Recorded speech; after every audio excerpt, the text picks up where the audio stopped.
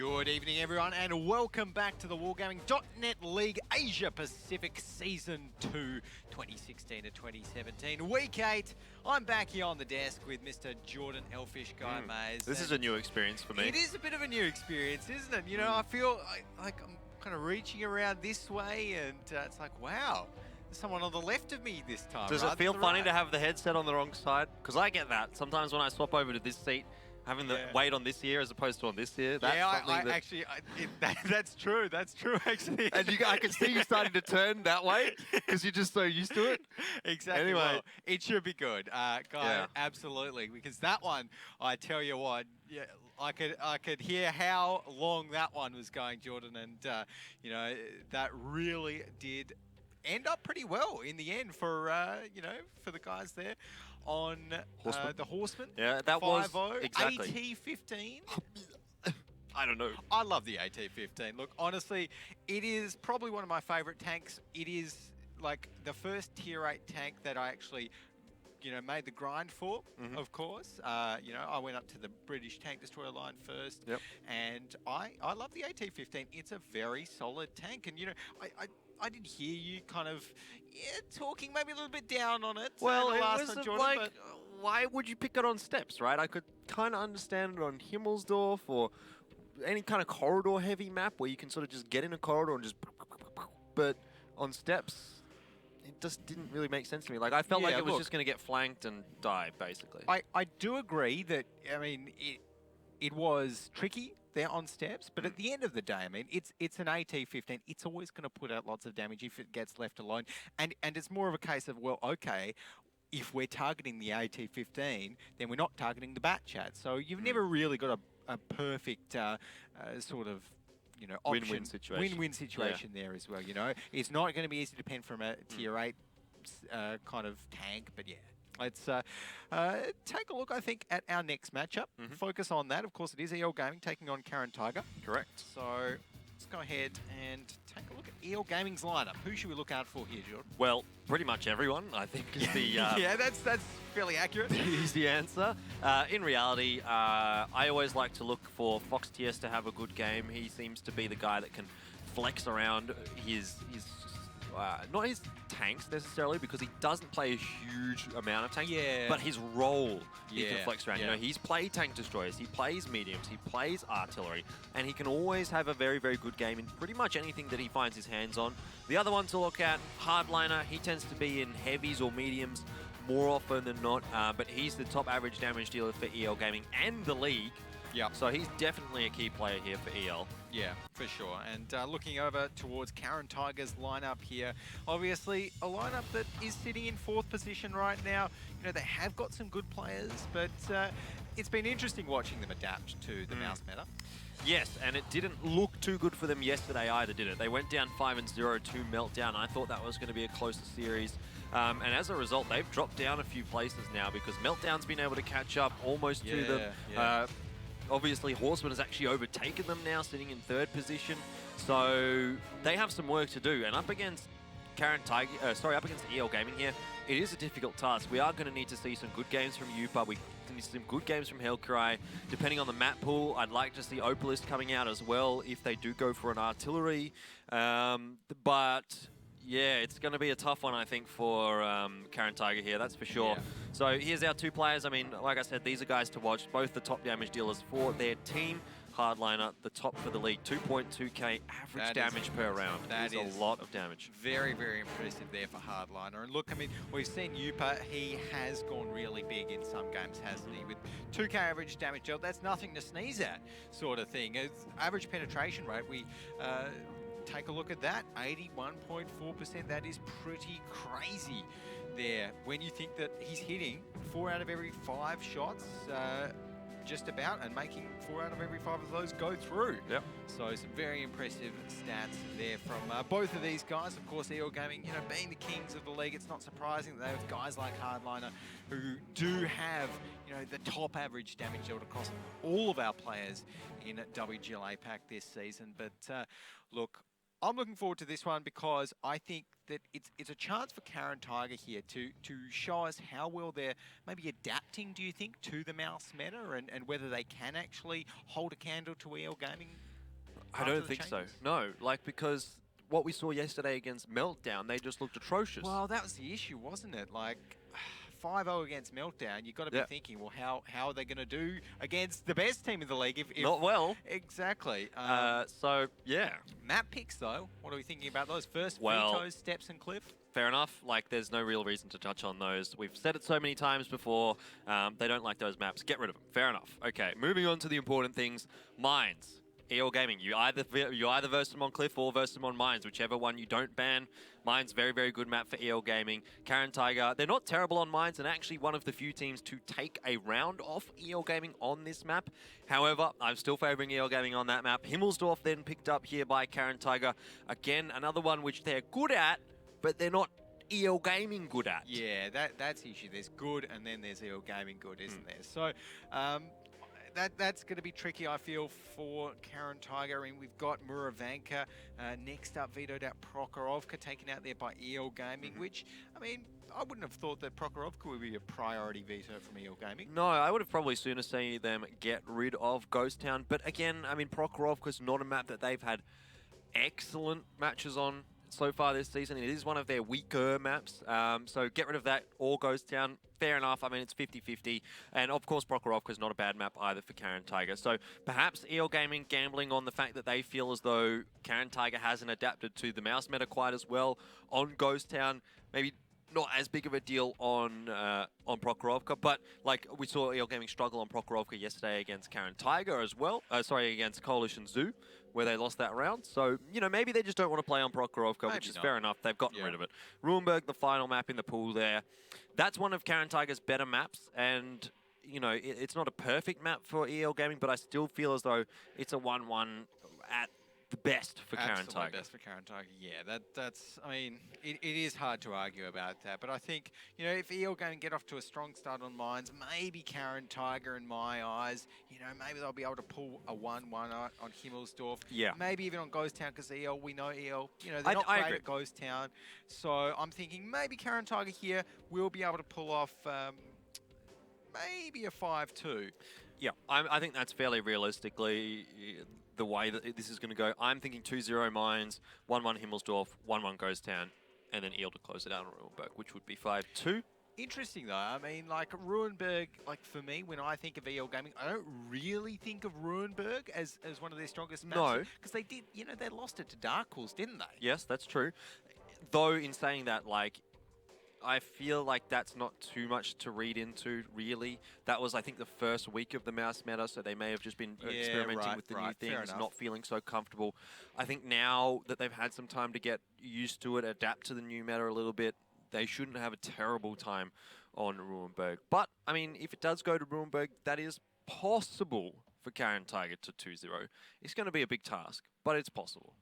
Yeah, look, I'd love to see Caren Tiger here, you know, kind of bring out some new strategies and who knows, maybe some of the 2-10-4s, some other tank destroyers. I mean, we just saw an AT-15. Surely we could be expecting anything from the Caren Tiger guys here. I feel as though EL, though, you know, to me, they're much more of a standard sort of play style oriented team. We're not going to see them do anything crazy. Exactly. They never really do. And I don't know, do you think that's a kind of a good thing about EL Gaming's lineup, or do you think that kind of hurts them in the way that they're not that keen to throw something out there that they're not 100% sure works? I suppose it comes down to your mentality. Like, for me, I would probably say it's a benefit. For you, I imagine you'd probably say it's a negative, right? It's just a different outlook on the game. And I think that they want to know what they're going to get out of every kind of a tank, every kind of a matchup, every kind of a lineup. You know, they want to be 100% sure, like you said, of the tanks that they're going to be picking and what they're going to be able to achieve with them. They don't want to be throwing a bit of a curveball in there because they might not feel so comfortable in it. And like you've said before in the past, they are a team that has had troubles sort of adapting to new things. So I think that's part of the reason as well why we generally tend to see them go very, very standard. They have started to work the artillery into their gameplay in the last week or so, which maybe is in sort of a counteract, I suppose, to the mouse. But even an artillery is not particularly out there, you know. It is still fairly standard. So I think for me, it's it's a positive because it always means that they will feel comfortable with the tanks that they're running. Yeah, fair enough. Well, look, I've got to agree with you and say that I think it's more of a negative in some situations because whilst of course they do, perform quite well, perform very well, the best in the league, doing their kind of straight and narrow sort of tank picks. I feel as though if they're setting their sights on bigger and better things, setting their sights on the grand finals, right? Which, the grand finals are a pretty big deal. We heard EL Gaming when they came here to our season finals, it was their captain saying, "We want to win the grand finals soon." Yeah, in a couple if of not years. next year, the year So after. it will be next exactly. year, yeah, essentially. So yeah, like. yeah. It has to be said, when we kind of see teams in APAC going up against EL, we say, well, they're not going to beat EL by playing standard, right? And I think that may be an argument you could make for EL to international competition. EL's not going to beat any of the Russian teams or any of the European teams by playing standard. Yeah. So unless they've really leveled up in the last season, which I don't think they have. No. I don't think they've leveled up enough to contest some of those top tier teams. That is going to be something that maybe we will discuss come the time that EL Gaming does go overseas. But for now, it's time for mines. it's the standard lineup. Let's have a look. So it's looking like Caren Tiger there. What are they going to be going with? A couple of Mausers, IS-4, T110E4. I do like that. You know me and my T110E4s. I'm always a fan of it. Big penetration, big damage on the gun. Standard stuff there from EL Gaming though. Like that's exactly what we'd expect them to pick here in mines. Although, what do you think about the fact that they haven't actually gone with a TVP this time, whereas it is a tank that is kind of synonymous with EL Gaming and mines? Well, the fact is that they've taken that artillery and it's going to be Fox TS in the artillery. And Fox TS is the TVP player for EL, so it's going to come down to whether or not he's going to be more effective in the arty or more effective in the TVP. In this meta, I feel like the arty is probably the better decision. The TVP, it hasn't been super effective for EL Gaming since the mouse has been buffed, so I like this from them. I think Fox TS can do a pretty good job in that artillery, though he will have to go up against Opalisk, so this is what I wanted to see from Caren Tiger. Get that artillery player out. He's got his sights set on Fox TS at this point, so if Fox TS fires now or in the next few seconds, Opalisk will spot him. Oh, there we go. Oh. Did he? What? Did he? 100% he should have. He might not have. Maybe he wasn't zoomed out. I'm not sure. Anyways, it looks like he didn't spot him there. That's a stroke of luck for Fox TS because honestly, Fox TS should be dead by now. Yeah, look, you've got to give props to Opalisk. He was looking in the right general direction.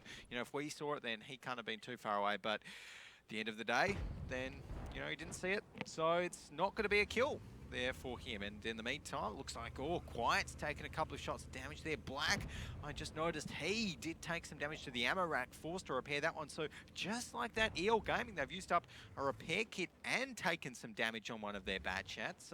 I've got to say, this is feeling like Caren Tiger are very comfortable with this kind of setup, They're just kind of lounging around the defense near the spawn, not really needing to push too far out, and they're just saying to EL Gaming, look, come to us. Well, I mean, that's what they should be doing, really. Like, they're on the defense, they don't need to push anything. We need to see EL Gaming do something right now. But I like this position for AccuOV. It essentially denies the boost from EL Gaming. If someone does jump up there, they are going to be spotted out. He will be able to get a shot or two into them. Maro's up on the boost as well, so basically Caren Tiger have got control of that area of the map, and that really does limit the possibilities for EL Gaming here. They can't really go to the 1 flag. They basically need to sit on that 2 flag. I think at this point, what we're really waiting for is to see one of these artillery pieces crack the game open for whichever team. Right, okay. That is definitely something which, as an arty player, you really do want to be kind of going for those massive shots and hoping that you hit them because, one big shot from an M40 on towards a bat chat can do exactly that. It can crack the game open. So for now, the issue is that also as an arty player, you can't actually get those big shots unless you know who to shoot, unless you actually have those spots. So right now, Maro, will take a bit of damage from Fox TS. That's a heart-stopping moment when you're in a bat chat because an M40-43, if he hits you, you're dead. Yeah. So Maro there, I mean, he escapes with his life, but very close to dropping. Quiet as well, though. Looks like he's struggling. I'm not too sure where he's getting hit from, but dropped down 510 damage. And again, Kong by Wargaming, they're just giving up damage all over the place here. What is happening with them? They're, again, sort of, it seems to me like tunnel visioning on the place that they shouldn't be tunnel visioning on. Like, this is what we saw against Coalition Zoo yesterday, where they kind of tunnel visioned on that one flag, or the two flags, sorry, the one like a single side of the map, you know what I mean? Yeah. Up against the tank destroyers, like, and they didn't explore anything else. And again, it seems like Wargaming this time, they have something set in their mind that we have to be controlling the western side of the map. They have to get someone on the boost or something like that. And it's just not going to work for them because that's where Caren Tiger's set up to defend. I want to see them try and do something over to this two flag side of the map. Yes, I know there's an artillery on the field here, which is going to be easy resets for them. But the fact is that they haven't gone to the two flag at all. They haven't pushed the 1-2 line. They've got bad chance. They could get around behind Yupa, maybe take him out. But essentially, they are so hell-bent on this other side of the map. Yeah, it's just a little bit strange to watch here from Wargaming because exactly like you said, it seems like they are just, you know, focusing and tunnel visioning even on this side of the map. And Mara there, it looks like we will be seeing another shot. Oh, that's not a bad shot here. It could hit him. It could. It does. 848 damage there onto Mara, and that's exactly what Wargaming needs. Look at that. Oh, yeah, just repairing his crew and his drivers down. He's just had to repair his ammo rack and his tracks. Well, both of his consumables gone there. Well, I guess he's got the fire extinguisher, but at this point on 627 HP, I mean, if you're getting hit, it doesn't really matter whether you're set on fire or not. You're probably going to be going down anyway. But that's a bit of a swing back in terms of the health for Wargaming, but I think Opalisk has kind of zeroed in on where Fox TS is. Is this going to hit? Not quite. Not going to work. But Fox TS now, he's going to have to hightail it out of there because he knows he's being shot at. Even if he was still there, like, he may have already moved. A good artillery player is going to move after every shot. After every shot, exactly. As you know, it just becomes almost second nature. You know, whenever you shoot, you just move. Even if it's only kind of 10 meters up in front, it's just so that counter-arty, if there is one, doesn't hit you. So that's a good play there from Fox DS. He's always pretty on point with that. Very mechanically skilled as an artillery player. And Maro here, obviously, he doesn't really want to take that fight with that other Batchat. He's lower in HP, and also his artillery is not supporting him, which, you know, could become another bit of an issue if Fox DS gets another shot across towards Maro. Then, well, I think Mr. Maro and that Batchat could be in a little bit of trouble right now, though. Oh, there we go. Oh, Obelisk has just seen him. Is he going to get the counter art? He fires it, and... oh, he gets it! Opalisk, beautiful counter arty. Again, like, that's something that is, you know, no other player in WGL APAC has been able to do that so far when it's been a 90 versus 90 match. Exactly. But Opalisk manages to get it done. He probably should have got it done after the very first shot from Fox TS, so I will knock him for that because he would, or he should, have seen that shot when Fox TS was in A1, but better late than never, I suppose, and that is a big advantage now for Caren Tiger because Wargaming now, they will have to push without something from Fox TS. But look at this there, Mara is getting attacked by Black. Black does manage to take him down there without taking too much damage in response. He does lose his gunner though. Nice is taking a lot of damage. Opalisk firing a big shot across towards him, and Nice is dropped down to below half HP now. The driver's gone on that mouse as well, as it's looking like Wargaming wanting to make the push in now. They've made the call. Hardliner's going in from the other side, and now Akio V's in trouble. Getting attacked from behind. Hardliner, he has a full clip. This is going to be a lot of damage going in towards this mouse right now. Drop down to 126, and one more shot will drop him down to 0 from Hardliner right there. But Wargaming, Jordan, they're still looking very, very shaky in terms of HP. Yeah, definitely. If this shot hits onto Nice in that mouse, this could be game over. And it looks like it's actually just bounced off him. Oh, so no. Was that a shot from Hellcry, or where did that... I don't know. Maybe that was Hellcry. I don't know. But regardless, it hasn't done any damage. If it had have, that was probably game over. As it is, Wargaming are still looking very, very shaky in this one, as you mentioned. Yeah. They do have some health to play with. They can, in theory, come back into it, but it's going to have to be a perfect game from them, and Black really is going to have to be the catalyst of it up here on the boost. Yeah, and look at this Kong buy as well. His ammo rack is damaged, so like a mouse with a damaged ammo rack, it's not going to be doing that much work, surely. Well, yeah, exactly. Like, they've got 2 minutes to work with. That much HP to deal, I don't know if they can do it. Oh, no, but that's going to be another artillery shot that has actually missed the mouse.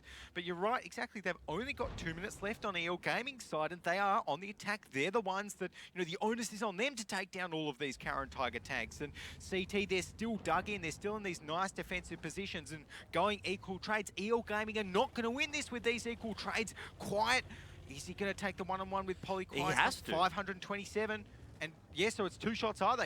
This is a pure mechanical skill matchup. Oh, Polly's just peaked a little bit poorly, but that shot bounces. Oh my goodness. That shot should never bounce. No way, and he's going to be going in for another one. That's a one-on-one. Oh. The Artie fired. Oh, it's going to hit quiet. Opalisk is on fire tonight in that M40. Helps out his friend. Best Artie player in the region. Exactly. For anyone out there that, wants to know how to play artillery, just look at Opalisk. Look at what this man does. He's a god in the artillery. And now Helkarai should just need one more little ram him. Tap. Yeah, I was about to say, go for the tap, Helkarai. But no, he will just clean up principle with the regular shot. Black still trying to do a little bit of work there, but look how damaged all those tanks on EL Gaming are. Yeah. I mean, it's going to be a solid win here for Caren Tiger. And look, even Yupa in that T124, he's still on 2k health. Here comes another kill for Opalisk, one would think. Nope, Oh. just falls short. So a little bit of RNG going the way of EL Gaming that time, I suppose. But too little, too late at this point. Opalisk has definitely put up some big damage numbers in that M40-43. He's picked up, I think, 2, maybe even 3 kills in this particular matchup. So really, really good work from him. Now, admittedly, I did say it was going to be, or I thought it was going to be a 2-0 for EL. It's not hugely surprising, in all honesty, to see Caren Tiger being able to pull off the win here on their defensive side. That is the side that they beat EL Gaming on when they faced them on mines last time. It is a side that they've got an 83% win rate on, so they're very, very comfortable they're good on at the it. defensive They're mines. good at it. And moving on to the attacking side, I think that it's still going to be a difficult time for them. I think it should be a 1-1 because so far EL hasn't lost on their own defensive side. Right. Well, they haven't actually. That's pretty crazy. Thinking about that, a 100% win rate on their own mines defense side. Caren Tiger, I think that they have set the bar though, because I mean, Opalisk getting that counter arty. I know when I play artillery and I'm trying to get a counter arty, right? If the first kind of shot, if my first shot misses, or if I kind of lose track of him after, I think he's already moved, it's like, I just give up. You give up and look at somewhere else. I give up. Yeah. It's just like, okay, this isn't worth it. But honestly, it takes so many props to Opalisk, for staying with it and just saying, okay, well, if he's not here, he's got to be down here. I'm just going to wait till the next one. There he is. Bam. Counter arty. See you later, M40. See you later, Fox DS. Yeah, really, really good. And that opened things up for Caren Tiger, really relieved the pressure a lot. You could see EL tried to force something after that. They pushed the player on the bat chat on the kill, took him down, but it was just too far gone. They lost too much health early on. Once they did get into the fights, it was just too much of a disadvantage for EL to come back from. Yep. And Opalisk essentially had free reign as well. Yeah. Opalisk, and I reckon when we see these damage stats, Opalisk, he's going to be right up there. So, look, I mean, good play from Caren Tiger out there, and I feel as though even though last night, Caren Tiger not looking too crash hot, surely if they continue that form leading into this EL Gaming game, then I predicted a 5-2 here, Jordan, but I wouldn't be too surprised to see Caren Tiger doing even better than that after just looking at that performance. Sure. Yeah, they have gotten 5-3 in the first time they played EL. They got 5-2 the previous time. So last time they played, both obviously in the favour of EL Gaming. But, that's the thing I think for me for Caren Tiger is they can look good in these rounds, but how consistently are they going to be able to do it? Yeah, well, let's take a look at this brilliant counter-arty shot from Opalisk. Good stuff there. As Akio V, he was kind of rushed down. That was a good little rush from EL Gaming, but at the end of the day, you use so many kind of resources to take him out, don't you? Yeah. Oh! There he is, 1,500. Not too much, but he got 2 kills. Yeah. Important kills as well, and well, my favourite tank, the T110E4, up the top. Yupa doing the work. I gotta say, I love the T110E4, and it does the work. Simple as that. 10 shots fired, and lots of those will have hit, lots of those will have gone through. So, What else? We got Murame, you know, 3k damage there in the IS4. Hellcry, 3k damage in the mouse. Principal actually did a pretty fair job. He's not always up the top there for EL Gaming, but No. 4.2k damage in a 113. I mean, you don't see that every day. Would have liked to have seen a bit more from Black. He was up on the boost, only 1900 from him. You know, you expect probably 2.5 to 3 minimum from the player on the boost. Even more is, you know, something that you do see fairly often actually from players up on that boost. So I think he needed to do more work in that one. Maro going down straight away, didn't get much damage off. But the Mousers from EL Gaming, that's where the damage is missing. Actually, 1300 damage from Fox TS is quite impressive considering He died. he died so early on. Imagine how much work he could have done. That's how critical that kill from Opalisk was. Yeah. And Fox, yes, obviously a big portion of that damage, you know, has come from that 800 damage shot on Tomorrow, which, you know, really did cripple him. And of course, the extra 200 damage shot. So really, most of that is kind of just on towards Murrow, with maybe one other shot hitting something else, I guess. But overall, Fox DS getting taken out early, big part of Caren Tiger's victory there. I think it's safe to agree on. 0-1 though. EL Gaming off to a bit of a rocky start there on Mines. Yeah, look, I'm not too bothered for them. Like I explained earlier, I don't think they lose the defensive side. They haven't lost it so far at all this season. And I mean, Caren Tiger, they don't look hugely comfortable on the attacking side of Mines either. It just seems to be like they're very, very strong on the defense, not so strong on the attack. So just one of those 50-50 maps for them, really. Okay, well, look, it'll be interesting to see what Caren Tiger are able to bust out here on the attack of Mines. I mean, looking at that, I do like how they went with something a little bit different in the T110E4. I don't think we've seen that in the last week from them.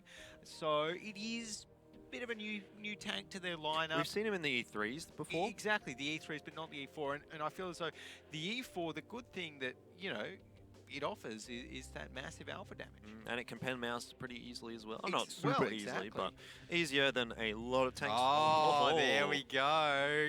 EL Gaming with 2 T110E4s. You reckon they're catching on, Jordan? Yeah, they might be. They might just be. I think they obviously had troubles in the E4s yesterday against the E4s. Exactly. Well, I will very safely say that that it's a good tank, the T110E4 against Mousers. So to see EL Gaming pick it, like, they might have taken their time, but EL Gaming in the best tanks, which is probably the E4s right now, surely that's pretty scary. So let's find out where these guys are going to be rolling out to. Hardliner heading up on towards the boost right now. And you can see Kong Bai in that E4 already spotted. They make it look so easy doing those boosts. Just drive up there. Fox TS as well has been spotted, so that's all good. That's not good because, you know, he's in the artillery here again. Opalisk is in the artillery again, and Opalisk is just aiming down Fox TS. You know, you have to feel like Fox TS would really want some revenge in this one. He'd be trying to counter Artie. Oh! That could have been so funny if Fox TS would have just got wrecked there. Oh my goodness! I tell you what, he's lost a loader as well. He's lost a loader, yeah. He's having a look, but sorry, mate. Opalisk's already moved. Opalisk is one step ahead of Fox TS here in this artillery matchup. Like, you've got to take your hat off as an RD player to Opalisk and just be like, okay, mate, you're better than me. Yeah. You know, it's no competition there. But, look, it's still not the end of the world. A lost loader, it's not ideal for Fox TS, is it? But I'm sure he'll get on with his day and still potentially be able to get some good shots across. And here comes another one. Where's Fox TS? Still cowering behind the rock. I think Fox TS needs to move, but the problem is, right, he can't move. Yeah, he would just get spotted. Because Polly's sitting on the hill there in, like, F6. As soon as Fox TS moves out from that position, he's spotted. Oh, no, AccuV, they're taking some damage from Nice in that mouse. Only going to be one shot, though. Looks like Hardliner maybe wasn't in a position to kind of help Nice out there and get any extra shots on towards AccuV, which is good news for Caren Tiger. Right now, though, AccuV just going to be heading back towards the base and maybe returning after having a bit of a scout out. I don't think he saw Hardliner there either as Fox TS.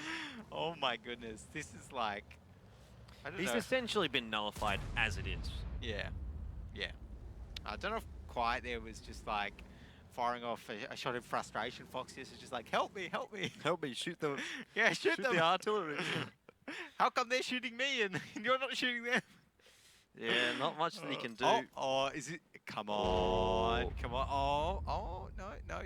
He's looking for Kongbai. He's like, you know what? I could actually, do the best thing for my team, or I could just keep on Ruining Fox keep on TS's ruining Fox TS's night. Oh, that one's a good shot as well. Oh no. Oh, so close. It's just, this is like literally the whole thing that we've watched so far for 3 minutes. Amazing. It's been Fox TS versus Opalisk. Oh, With a little bit of AKOV taking some damage in the meanwhile. Yeah. Oh, but look at this though. Hold that thought on the Arnie as Caren Tiger going to be moving up right now with these Mousers towards the, well, I was thinking towards the hill, but no, they're not worrying about the hill. They're just going further past it towards EL Gaming spawn right now, and they still haven't actually been spotted out yet. So I'm not too sure where those EL Gaming tanks are and when those Mousers will actually be spotted. It looks like, there we go. Yupa They're has walking just into a been lit up. big crossfire though. If Kongbai waits and allows the Mousers to kind of push forward, he can get a couple of shots in here. Okay. There's one. They're not going to get out in time before he's at least going to be able to get another shot, and he will have the Peeker's advantage as well because he's going to go unspotted while he's sitting behind that rock. There's an artillery shot. Doesn't do too much from Fox TS. Right, that was pretty decent there from Fox TS, but like you said, that T110E4, he's just going to be able to poke out, bam, 750 damage every time. But oh no, Black's gone down somehow. He was full HP. Or? He was very, very high. Maybe a shot from Opalisk. I'm not too sure, but it looks like Opalisk here is actually going to be aiming down on towards Kongbai. Maybe trying for a shot on towards that. Surely you don't hit that. You don't hit that. No. Well, he's going to be trying, and no, not quite hitting that. Not too surprising there, but Kongbai now taking another shot. But this is looking good for Caren Tiger. I mean, they have the health advantage, they have the player advantage. The only thing that's not going their way is the fact that EL Gaming's up on the boost. But oh no, look at this. Kongbai, he's just had his ammo rack damaged. It's not what you want in a T110E4. Although Yupa, on the other side, he's just had his ammo rack damaged by Hardliner, who's doing work up on that hill there, getting all of those Hardliner shots. needs to be doing work up on that hill. Basically, that's his job, right? Yeah. Last time we actually saw him up on the hill last week was the match where he did like 6,000 damage. Yeah, jeez. So, Jeez. was it 6,000 or 7,000? It was something insane, nuts. wasn't it? Absolutely. And well, looks like he's still going to be continuing to deal that damage as Caren Tiger, well, they're going to want another crack at Nice there and his mouse. Now taking quite a lot of damage on their one side, but it's looking like the HP advantage is just about being nullified. Kongbai ricocheting shots. How many Who's shells? Gonna get him? There we go. How many shells could he bounce, really, was the question there. Not how long or how much more damage was he going to be able to get out. Fox TS is surely dead here. He's spotted. AKOV takes him down. Quiet will probably die here as well. And it's looking like it's going to be Caren Tiger securing a 2-0. A 2-0 on mine. So, yeah, it just seems like EL Gaming now are just going to get cleaned up. There's not too much that Principal can do. He's just getting flanked around by all of those Caren Tiger tanks. Can't even take out Marrow before he goes down. Hardliner going to have a little bit of a crack. But at the end of the day, it's all said and done, and it's going to be Caren Tiger walking away with a 2-0 on mines. Well, what more can you really say? I don't know. Like, I'm perplexed. That's the first loss that EL is going to suffer on the Mines defense, but maybe that kind of ties into what we were talking about earlier on before the match started, where EL Gaming, they don't really like to change things up, and they did change things up there, and they lost. So I wonder how comfortable they actually are playing those T110E4s. Yeah, well, exactly. It is a question. Are they a team that's actually practiced the T110E4 slots? Or is it just maybe after yesterday they had a few games in it and then today they've just decided after seeing Caren Tiger do so well with the T110E4, okay, let's pick the T110E4. I'm not too sure, but it certainly didn't look like a tank that they were, really, really good at playing. And there's no real reason for that. I think that having the artillery piece isn't really needed, in my opinion. When you go with the T110E4, surely, because don't you just want spots for the T110E4s? It's not necessary, I agree. Though what tier 8 would you put in there that is going to be more effective than the artillery? I mean, I don't think there are any on Mines. Yeah, all I'm thinking is that, like, if you've got the damage from the T110E4s, right, surely you just need spots for them, because they couldn't even spot the Mouses until the Mouses were halfway off the hill. So, I don't know. Anyways, Kongbai just going down there. Look, Polly obviously got some solid damage out on towards Quiet, and like, I just don't think you want ever to be in a situation where those T110E4s get rushed. But look on the post-battle stats, we've got Mara up the top, 3.2k damage dealt, Polymadame next up. Not seeing any of those T110E4s up the top though. Any of the artilleries either. I think Opalisk for the majority of that game was just playing the bully on Vox DS, which basically meant neither of them were getting that much damage done. Yep. Yeah. But, I mean, if they can sit around 1,500, something like that, I think that's fair enough from your artillery. I don't reckon. Surely Fox CS won't be on 1,500. No, I think he's lower than 1,000. Yeah. I think he got a couple of shots in, but not much. Oh, he's just over 1,000. Opalisk actually a little less as well. So not as effective this round as they were last round. No. And Quiet there, like, I mean, I know he was kind of spamming a few blind fire shots, but to me, there really isn't much of a reason or an excuse that you can use to have fired 9 shots as a T110E4 and only got 1 of them in. Yep, agreed. Like, that's just too low for me. I mean, it's a good tank destroyer with a really good gun, really good penetration. Like, that doesn't make sense. So I think you're right, John. I think that it did seem like their EL Gaming maybe just trying something new and not actually being able to adapt to it as fast as these other teams are. So, yeah.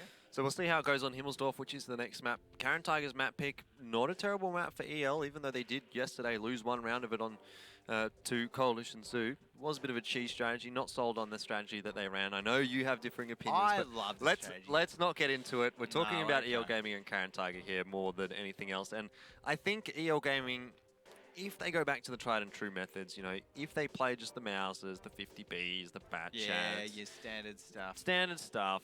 They should be fine here on Himmelsdorf. Okay, well, I mean, look, I'm sort of nor here nor there. I mean, EL Gaming, I don't really think that they're comfortable in much else, like you said. You know, if they do pick the T110E4s, then based on that performance there on Myers, they're not going to be doing that well. So, yeah, I think that if Caren Tiger can pull off 1-1 here on Himmelsdorf, you reckon they'll be happy? That's a good result. Yeah, I'd be happy with that. I know it is their map pick, but to go up 3-1, I think, and then be moving on to Ghost Town as well, it would be a good situation for Caren Tiger. It's a winnable situation.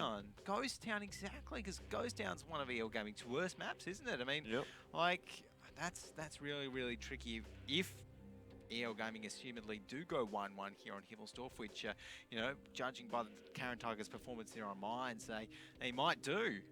That could be very, very tricky for EL, heading on to Ghost Town with a 3-1 deficit. So definitely hope for their sake that they can pull off a 2-0 here. And, oh, I don't know, after losing to TCC yesterday, I mean, has Caren Tiger played Himmelsdorf recently and looked good in it? I'm trying to remember. You can get my sheets over there and we can see if they played it yesterday. Yeah? I'll just No, not that one. That's the wrong one. Sorry, mate. It's the further one. Don't do that! All right, let's have a look here and see what they played yesterday. They did play Himmelsdorf against Meltdown. They actually 2-0'd it because they 5-0'd Meltdown. So they must have looked pretty good on it. Yeah. I'm going to keep my sheets in case I need them later. They 5-0'd Meltdown? Yeah. Didn't Meltdown? Yeah. Oh, well, sorry, they got 5-0 by Meltdown. Yeah, I was about to say, because I was confused there. I was confused. So they actually mustn't have looked very good on it. Yeah, exactly. There you go. So, well, if they got 2-0 there on Himmelsdorf, then maybe it will be a 2-0 for EL Gaming. But, like, I don't reckon they looked quite as good yesterday as... Sorry, I don't reckon they looked quite as good yesterday as they are today. So... Well, clearly not, because they went down 0-5. So how could they have? Well, we're all getting ourselves confused now. A little bit. Just Sarge, the point is what we're both in agreement on. to iron it out, To conclude it. to seal the deal, to put the stamp on, is that if Himmelsdorf is a 1-1 for Caren Tiger and EL Gaming, then that is a fantastic result for Caren Tiger. Correct. Okay. Correct. If it's a 2-0 for Caren Tiger, then, well, even better. The only way that Caren Tiger comes out of this one feeling pretty disappointed is a 0-2. A 0-2, yeah. Yeah, fair enough. And even then, they've got that 2-round buffer, so... Yeah. Can you imagine a 2-0 here for Caren Tiger, then leading into Ghost Town, just in the most fictitious world, in a fantasy world, in a parallel universe sort of thing. Can you imagine it? No. I can't, sorry. Glad you're not a fantasy book writer, Jordan. You wouldn't write good fantasy books. No, I actually wrote a story when I was a kid, and it was not good. Yeah, like one of the ones you do in like grade 3 English class. Oh, it's like the dog finds the treasure. No, it was like in high school. Wow. I never finished it, but it was a long book. Yeah, really? Yeah. Oh. No one's ever gonna read it though, because it was. I mean, look, we've got a pretty big audience right now. Maybe you'd like to, I can give you the summary if you want. Yeah, absolutely. It was about me and my friends. We had like a special ops team or some sort of thing like that. Oh, yeah. And we had like a mission on Mars that we were doing. We encountered aliens and all that sick, sort of dude. stuff. And lots of people died. And Oh, like it was kind of like the people that I didn't like, they all died, and the people that I liked, they were all really cool and sick, and they had like all the swords and the guns, and they were like mad lads. Sounds so cool. It wasn't very cool. In all honesty, but I mean, it was fun. I was a kid. Yeah. But anyway, that ties into the fact of I'm glad that I'm not a victory writer because what's a victory writer? A fiction writer, because that would be atrocious for everyone. I think I'm a much better commentator than I am a book writer. Yeah, I think we'll stick to your day job. I think, Jordan. Well, it's not a day job. I work nights most of the time. Well, that's true. It's kind of a night job. Kind of a day and night job. It's an every time job. It's a 24/7 job. Yeah, well, exactly. But it's time to head on to Himmelsdorf right now and start thinking about what job Caren Tiger are going to be kind of performing here. They're going for the kind of defensive job, going for the attacking job. It will be the defenders. And Caren Tiger going to be going with the triple mouse, T110E3, getting that Tier 10 American tank destroyer in there, Bat Chat, and an IS-4. I mean, what do you reckon about IS-4s against the Mouses, John? You reckon they're pretty decent? Maybe if you can face hug the mouse. I wouldn't back an IS-4 straight up in a 1-versus-1 against the mouse, unless you significantly outplay it, but yeah, I mean, it's much of a muchness, really. I think the IS-4 is just a comfort pick there for Caren Tiger. It is a tank that we see them picking up fairly often. So, like, it's not a terrible pick, but I feel as though a mouse is stronger. Fair enough. Well, let's see where these guys head out to. From the get-go, it's looking like Caren Tiger on the defense. Actually, Polly's going quite aggressive, heading down the rail tracks. It's looking like EL Gaming on the other side. Maybe they're looking towards the rail tracks with some of these mouses as well. They've sent a couple of their heavies. I think maybe an AMX-50B, maybe a not a T10, one of their other heavies up towards the hill as well to get up there. Accio V going to be pushing up fairly aggressively, so this looks like an aggressive setup here for a Caren Tiger, I reckon. As Nice is just going to be dodging a shot. Look at Accio V just pushing up the banana line like a madman. He's got no backup at all. Hey, this is like something I just brew. Oh, Black, where did that shot come from? A big shot, maybe from Yupa. I think it was a good shot from Yupa, and that's also damaged his gunner. I think Black in the Type 4 Heavy, certainly not what you want to be having in the Type 4, which already has quite an inaccurate gun. What is Accio V doing, though? He's backed out a bit. A little bit. He's going to have to be... Okay, so he's fine here, right? But realistically, how effective is he going to be? Usually... He's like a RU-251. Exactly, you see the Tier 8 tank proxy spotting here because it doesn't get much damage from that position. It doesn't need to, obviously, being a Tier 8 tank, but Accio V in the IS-4, I guess it does make life difficult for EL if they do want to push down the banana line, which I suppose is the end game for them. Admittedly, they can just rotate and go back up the hill. They do have the time to work with, but it's going to take a while. It is going to take a bit of a while here. And look, okay, so there we go. We've got the proxy spot on towards Akio V. He's nice, has seen him through the wall. And I wonder, you know, if you're EL Gaming right now, do you decide, okay, well, we've seen Akio V there, we want to go in. It's looking like instead, no, they're not actually going to be doing that. Instead, just heading all the way back down to the church. And I don't know, to me, this feels like EL Gaming just taking these a little bit too slowly. What do you reckon? Well, yes. They still have a lot of time to play with. True.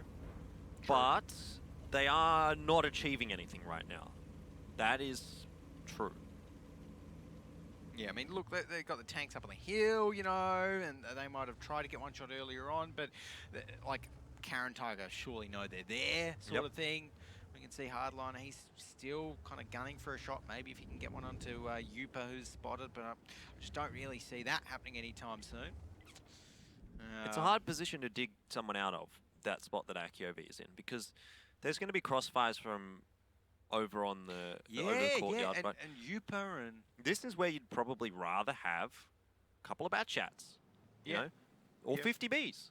Or 50Bs, 50, go in there, clip out Akio V. They take maybe 1 or 2 shots from Zenlon, Yupa.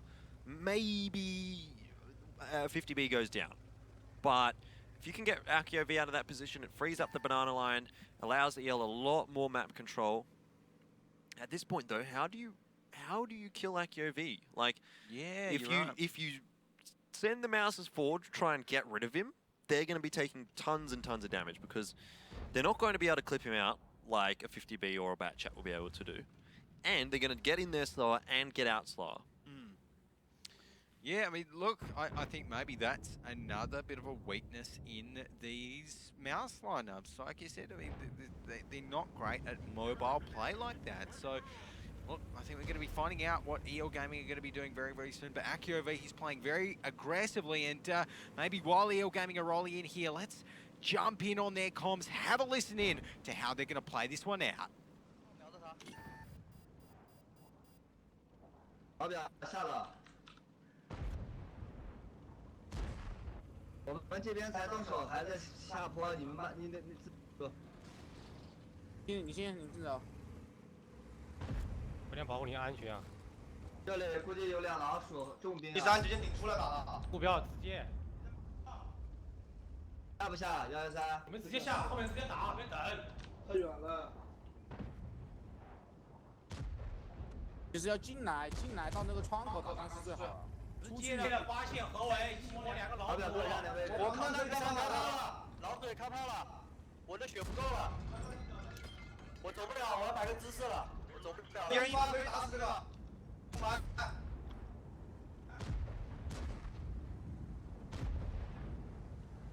把路封住，不让他跑了。还有人去抓你了，老表。咱注意你后面。 我去开了几发弹，2发是吧？我连打在这儿。有没有610没有弹啊？啊。发现2台老鼠吃掉就 OK 了。好久没弹了，赶紧吃这条老鼠，小心不要被13打，小心打。打不到我哥。好的，你多一点，反正不要被别人打就可以了。 There we go. Well, it's not looking too good right now for EL Gaming, Jordan, as they seemed a little bit heated in their comms, and I think for a good reason, because they are right now losing in terms of the HP pool. Hardliner has just taken down Hellkarai there, evening up the tanks at least 4-4, and also Caren Tiger. They have got an AMX 1390 on the field, which isn't going to be doing too much. Still, a lot of HP well, left you say that, but Caren if a Tiger. 1390 gets around and can find the 50B while it's reloading, or gets behind either any of these tanks, it can still put damage out. I say best case scenario is Mordame, if he can find quiet on the reload, he can just clip him out. Right. But obviously Mordame is very, very low on HP. He's going to need to play this one well. I'm kind of a little bit surprised to see Caren Tiger actually pushing this one so hard. They probably should be playing a little bit more together. Poly going down there is not good at all, and it's going to allow Mordame to get dropped as well. Yeah. So EL could definitely clutch this one back. Yeah, look at this, and suddenly, Yupa's only on 248 HP with a damaged loader, and there's only one other tank. So Caren Tiger right now, they cannot afford to lose another tank, otherwise it's going to turn into a 4v1, and we all know how that plays out with, you know, one mouse. Zenlon needs to take down Principal, and he does. Oh, and which way is Yupa facing? Is Yupa facing the right way to guard off? Okay, he's facing the right way to guard off that AMX 50B. Again, it's not a guarantee, of course, that the AMX 50B won't go through him, but this is getting very tense right now for Caren Tiger. I don't know. Yupa's yeah, he can, if he high rolls quiet, he could kill him. Yeah, it's 750 alpha for a big E3. roll, big roll. It would be a massive roll. Yeah, but he absolutely could, and that's the other issue for Caren Tiger is that Black's on the field, so if Black just needs one shot on towards Yupa, then... Well, Zenlon's playing this pretty well. He's actually punishing Black for that push, which is good. Yeah. The danger man, though, here is quiet in that 50B. A big roll, actually, there, coming out from Yupa, about 800 or even a little bit more. It's not going to be enough to kill quiet, though, and now it's Zenlon. 2 minutes to survive. All of the tanks that he's going up against are a one-shot, but he's in a mouse, so he can't really outplay them, right? That's the issue That's with the mouse, problem. isn't it? You know? And so, and look, and this is it. He can't turn his turret fast enough. He's gone. Zenlon is gone right now. There's 3 tanks on him. I mean, unless he makes some mega play right now, then surely Hardliner's just going to come around the corner. What is Hardliner doing? Oh my goodness, what is Hardliner doing? I don't know. Quiet's doing it as well. What's Quiet doing? Oh no, but look, he's just had to reload as well, and that will be enough. I don't know why Hardliner did that. Like, it doesn't cost EL anything, but they could have just peaked both at the same time and made it look a little bit safer. Yeah. I mean, imagine if that 50B had have, I don't know, run into something, right? Took an extra half a second or extra second to get in position. That allows the mouse to reload. Bam, 50B dead. Then it's just the Type 4 heavy up against the mouse.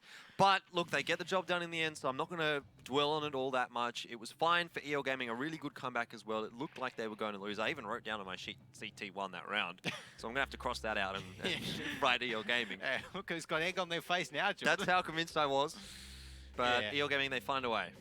And I think it is a little bit to do with Caren Tiger. You know, they do sometimes get into these situations like we just seen, where they're looking pretty confident. They've got a pretty big HP lead, and then they make some silly mistakes. You know, I think it was that bat chat from Caren Tiger that just went into EL Gaming and just left his back completely open, and you know, some of those other guys from Caren Tiger who just didn't seem to value every bit of their HP at the end there, and it seemed like, to me, EL capitalized on that. Yeah, absolutely. I agree. I think there was some misplays from Caren Tiger. They split up a little bit, which admittedly, it was kind of just the situation that they found themselves in, but if the bat chat was with the mouse and the E3, like it could have been a much better situation as opposed to being caught out by the 50B. Really good work from Quiet in this round, actually.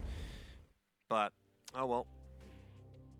Oh well. Yupa there, look at that, T110E3, 5.1 thousand damage dealt. He's definitely given that a pretty good crack, and tried to carry that one there for Caren Tiger. Unfortunately, not quite being able to. Zenlon there in the mouse, 4.7k, a really big, really high damage game. Hardliner, missed a damage, 4.8 thousand damage dealt in that 113, and you know, that's definitely proves to me that you can still play a 113 very, very well. And Himmelsdorf, Hardliner, obviously he knows how to.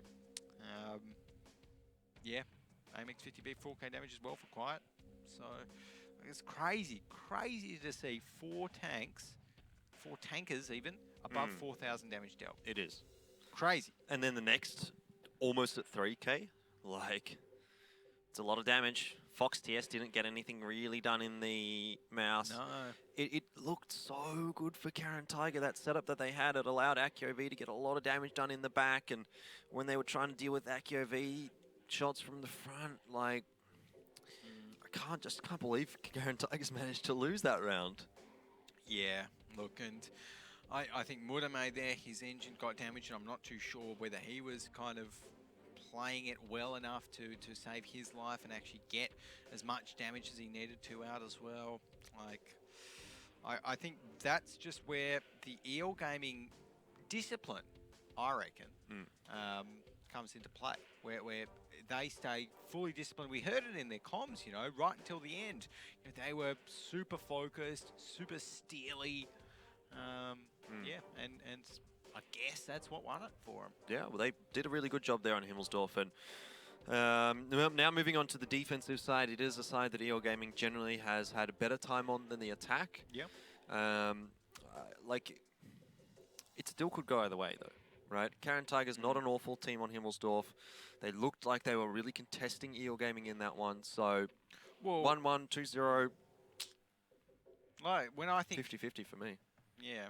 I mean, I think, like, Caren Tiger and Himmelsdorf, I think the really good defensive setups that they have actually done in the past, you know, I remember back before the Mousers came in, Caren Tiger, they were the team that did sometimes pick tanks like the FV4005, you know, and that sort of stuff, and use it pretty well. Now, they also are a team that picks the T123 quite a bit. It seems to be one of their favoured tanks. I don't know if we've seen them too much with the T95, but you know, that could be another option for them on the defence. But how do they look statistically on the defensive side of Himmelsdorf? Is it a map that you know, we should expect them to win from that point of view as well? EL? Caren Tiger. Caren Tiger. Well, they're moving over to attack. So, right. But on the defense, yes, statistically it is a side that they should be winning. 82% win rate. So we'd expect them to be winning that on Himmelsdorf. On attack, they only have 44% win rate, though. Right. So even though overall Himmelsdorf looks like a good map for them, it's basically being carried by their defensive side. Right. Okay. So that's interesting to see that you know, we maybe shouldn't expect Caren Tiger to do quite so well. At least just going off those ones here, but interesting. Well, I guess we'll have to wait and see.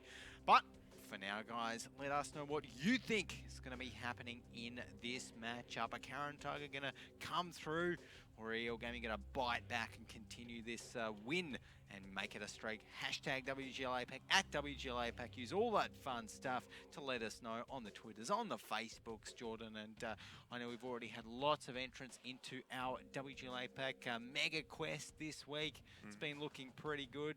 Everyone has had a chance to win gold, premium, XP boosts, that sort of a fun thing. So it's always good to see. But now I think it's time to focus a little bit more on towards this next half of Himmelsdorf and see whether maybe EL Gaming reckon they might be keen to go some T123s or something like that on the defense. I would hesitate to say that I think they will pick an E3 on the defense, but they did go double E4 on mines, which was not something that I would have expected to see. So they have been changing things up recently. It's not something that they would have done, generally speaking. But now that things have been changing a little bit, I mean, like you said, it's a tank that we've seen them picking occasionally, even on the attack as well against team efficiency. If you remember, they did take the E3.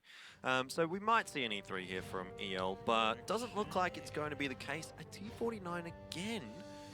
Why do you take a T49 on Himmelsdorf? There's no reason to take a T49 apart from Resets? resets, but like that still doesn't make sense to me. I mean, that still doesn't make sense. It's not worth sacrificing, in my eyes, a good tier 8 for a T49 just in case a T49 might be able to get a reset. I don't know. Anyways. Caren Tiger going to be going with a Type 5 Heavy, Triple Mouse, 113, Amex 1390, Bat Chat. So, you know, I reckon you can say that's a pretty safe lineup there for Caren Tiger. EL Gaming, though, let's see where they roll out. Double 50Bs. I like the double 50Bs from EL Gaming, actually, because it is not something that we have seen really at all on this patch, but I still think it has its place. You know, we do sometimes see a single 50B. What is going on here, by the way? Looks like Murame is getting caught out here. Murame's dead. From the looks of things. So Murame's dead. Nice is just going to pop one more nice little shot in towards him. See you later, Murame. The trouble, though, is for Nice now, he's basically relying on his teammates. Because he can get out of here, though he may take damage if he decides to go the wrong way. It looks like he's gambled on the correct direction, but he just needs to get around there before the Type 5 Heavy gets to him. He hasn't spotted out the Type 5 Heavy. This could be danger. Oh, so close. Yupa, they're almost obliterating Nice. But at the end of the day, Yupa will be missing that shot, and it looks like someone else from Caren Tiger might be putting the pain on towards Nice. He's just hot-tailing it out of there, and okay, this is where the magic T49 comes in, Jordan. Well, he's being chased by Polly. Oh, there's a mouse. He's going to deal 80 damage and then probably die. He can actually run away here. You know, And the he- mouse oh, is going to have bigger oh. things to worry about. Look at that. Try not to actually ram the mouse, Black, because that's not a great idea. What is he doing? I don't know what Zenlon's doing there. Because Oh, actually, no, there's a player down the hill, I think, that we can't see. watch this. Black might kill himself. Black might kill himself if he shoots. Oh, no, no. yeah, there was a player down there, so that's what he was doing. He was trying to Okay. hide behind the mouse, use the mouse as a personal shield, but we didn't see actually Polly on the map there, so that's why. But still, overall, it shouldn't be too bad of a trade actually for Caren Tiger, because they may actually get Polly here. Not sure who's chasing him, but I assume it's a 50B. No, it's Hardliner in 113, so maybe he won't be able to kill Polly. He might get one shot. Nope. no.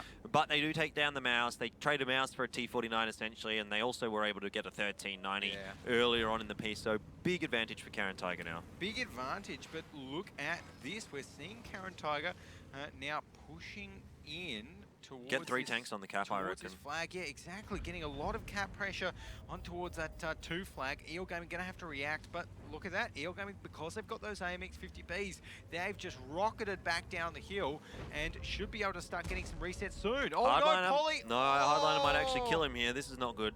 Hardliner's off the reload soon. Yeah, Polly's look, dead. That's it. See you later, Polly. Hardliner cleaning him up. And that's why he's one of the most feared tankers in the region. Hardliner, he'll take you out in a heartbeat. But look at this, 20 seconds left until the cap goes over towards Caren Tiger right now. EL Gaming desperately need the reset. Hellcry doing everything he can to try and There's stop 50 it. Bs on the hill. It doesn't matter. Oh, yeah. Kong Bai just got the resets, 50 Bs on the hill. Look at that. And suddenly, we're seeing a lot of damage. Oh no, that's a friendly fire kill from Maro onto his own Type 5 Heavy. Oh, it's all gone wrong for Caren Tiger, Jordan. Yep, it has. They were never going to win it anyway, even if that friendly fire didn't come across. There's nothing that Caren Tiger can do with this little HP up against this many tanks. And I got to say, I think that EL Gaming has played that one pretty well. Yeah, it's looked pretty smart from them. So, yeah, I'll just be cleaning out the remaining members of Caren Tiger pretty comfortably. And I criticise that T49, but at the end of the day, it almost looked like a juicy piece of bait for Caren Tiger up on that hill, which, well, ended up biting them back. And, you know, the 50 Bs there, like I said, I really like that pick actually from EL Gaming, because it does allow them to basically flex around, get picks, play their natural style, play the aggressive style that they have been so successful with, and actually make plays, which is not really something that you can do in a mouse. Yeah. Yeah, no, you're right, absolutely. And those AMX 50Bs, like, you can put them up on the hill. You can, you know, like you said, make plays with them, rotate them around the map fast, you know, use them to chase tanks, all of that sort of stuff, and they can still get back in time to defend the base, as it were. So, really smart stuff coming out there from EL Gaming, and I agree with you as well in terms of the fact that the AMX 50B does still definitely have a place in this mouse meta. Yeah. I mean, it still puts out a lot of damage, it's still got a pretty good gun, you know, it's got really great mobility. What more do you need? Bit of armor, maybe. Bit of armor, yeah, well, that'd Would be nice. Bit of help, bit of survivability. Yeah, so okay, maybe you need some of that, but Yeah, but yeah, I still think it can work. I would not be surprised to see those 50 Bs from EL up towards the top of the scoreboards. I think that they had a lot of damage into the mouse on the hill, then they came down, they rotated. Well, it wasn't even really a rotate, they kind of just drove down the hill. Yeah. And got those resets, got a lot of damage into the Type 5 Heavy as well. So, pretty good round from EL Gaming there. That one across the board looked really, really convincing from them. It wasn't like they came back from behind or anything like that. They were just always in with the advantage. Yeah, well, look, wonder if we will be seeing those AMX 50Bs up the top there for EL Gaming. Guess let's take a look at some of the best plays in that last one to find out. Mudame, he got taken out fairly early on. Zenlon and Black, he was using that mouse as a bit of a kind of steel wall, a shield, so to speak. Hardliner, great bit of play here against Polly. Even though he did take 1234 damage, managed to take him out in the end. And yeah, those AMX 50Bs just destroyed. Quiet 4k damage in his 50B. The other one missing. I think it was Fox CS in the other 50B, but overall, not too bad for EL Gaming. Have a look at that. 2 above 4k, at least 3 above 2k. And not much to speak about really for Caren Tiger. Like Hellcry and Polly, they've done a bit over 2k each, but that's nowhere near enough in this kind of a meta. Yep, 100%. You need to be hitting that 4 mark when you're against Mousers. It's really as simple as that. And they weren't, so it's going to be a pretty simple win there for EL Gaming. And we can see down the bottom, Yupa, it's so disappointing to see a Type 5 heavy deal 0 damage, just because you know it should deal damage with every shot it fires. Yep. So, not ideal. Black in that T49, that was quite funny. 80 damage. That's, I don't know what else you can expect from a T49 that's shooting a mouse. Mudame in the AMX 1390, 476 damage dealt. Obviously, he's not really expected to deal too much, but yeah, definitely a bit of a disappointing set of numbers there from Caren Tiger, I reckon. But of course, we do have to think about our next map, Jordan. Ghost Town. It will be, and look, EL Gaming, they're 2-2 right now. They've just come back a little bit after being, 2-0 down.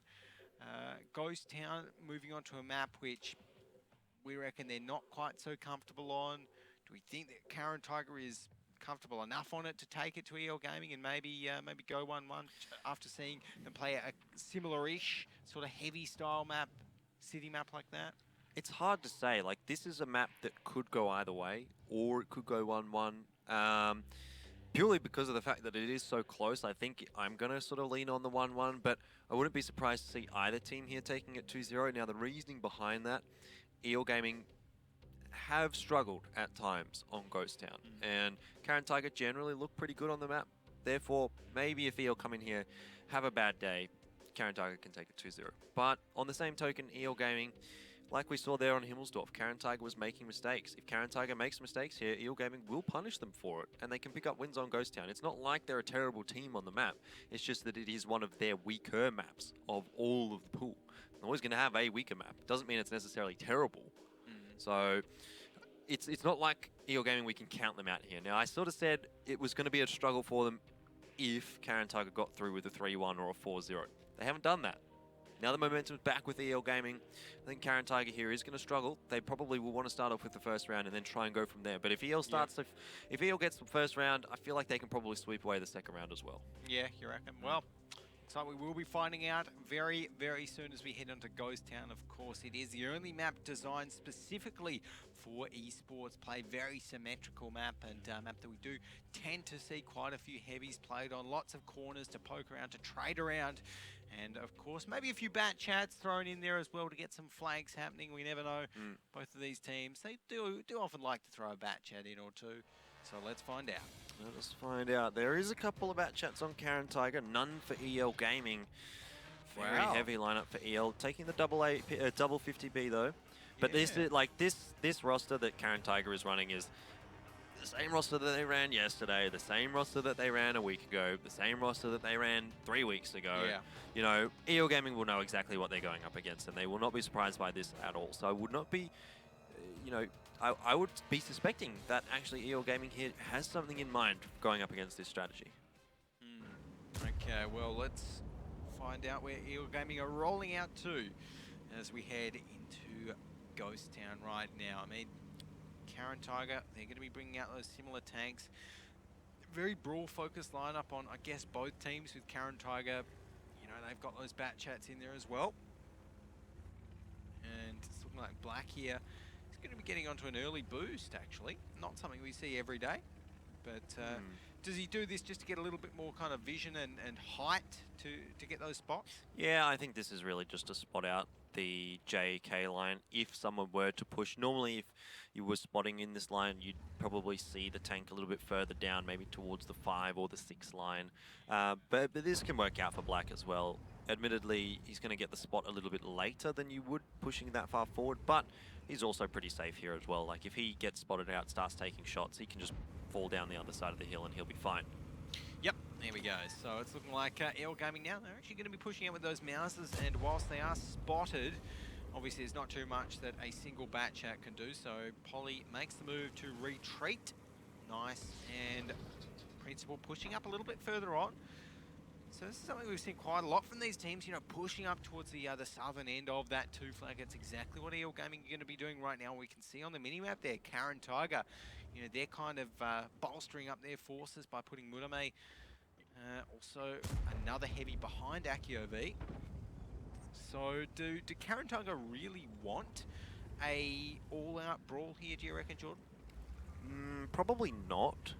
Given that they are down a mouse and the 50Bs are going to be super, super effective in brawls as well. Like, I think that Caren Tiger will want to play the poke game because they can, you know, they'll be able to out-trade this roster of Wargaming with the WZ111s, assuming they're shooting at like the 50Bs or something. Obviously, shooting at a mouse, you're probably not going to win that trade against the WZ111. So the key here for me, for both teams, really is to get picks, because the 50Bs, that's what they're there for, or not necessarily to get picks, but to dump out their damage without being taken too much in response.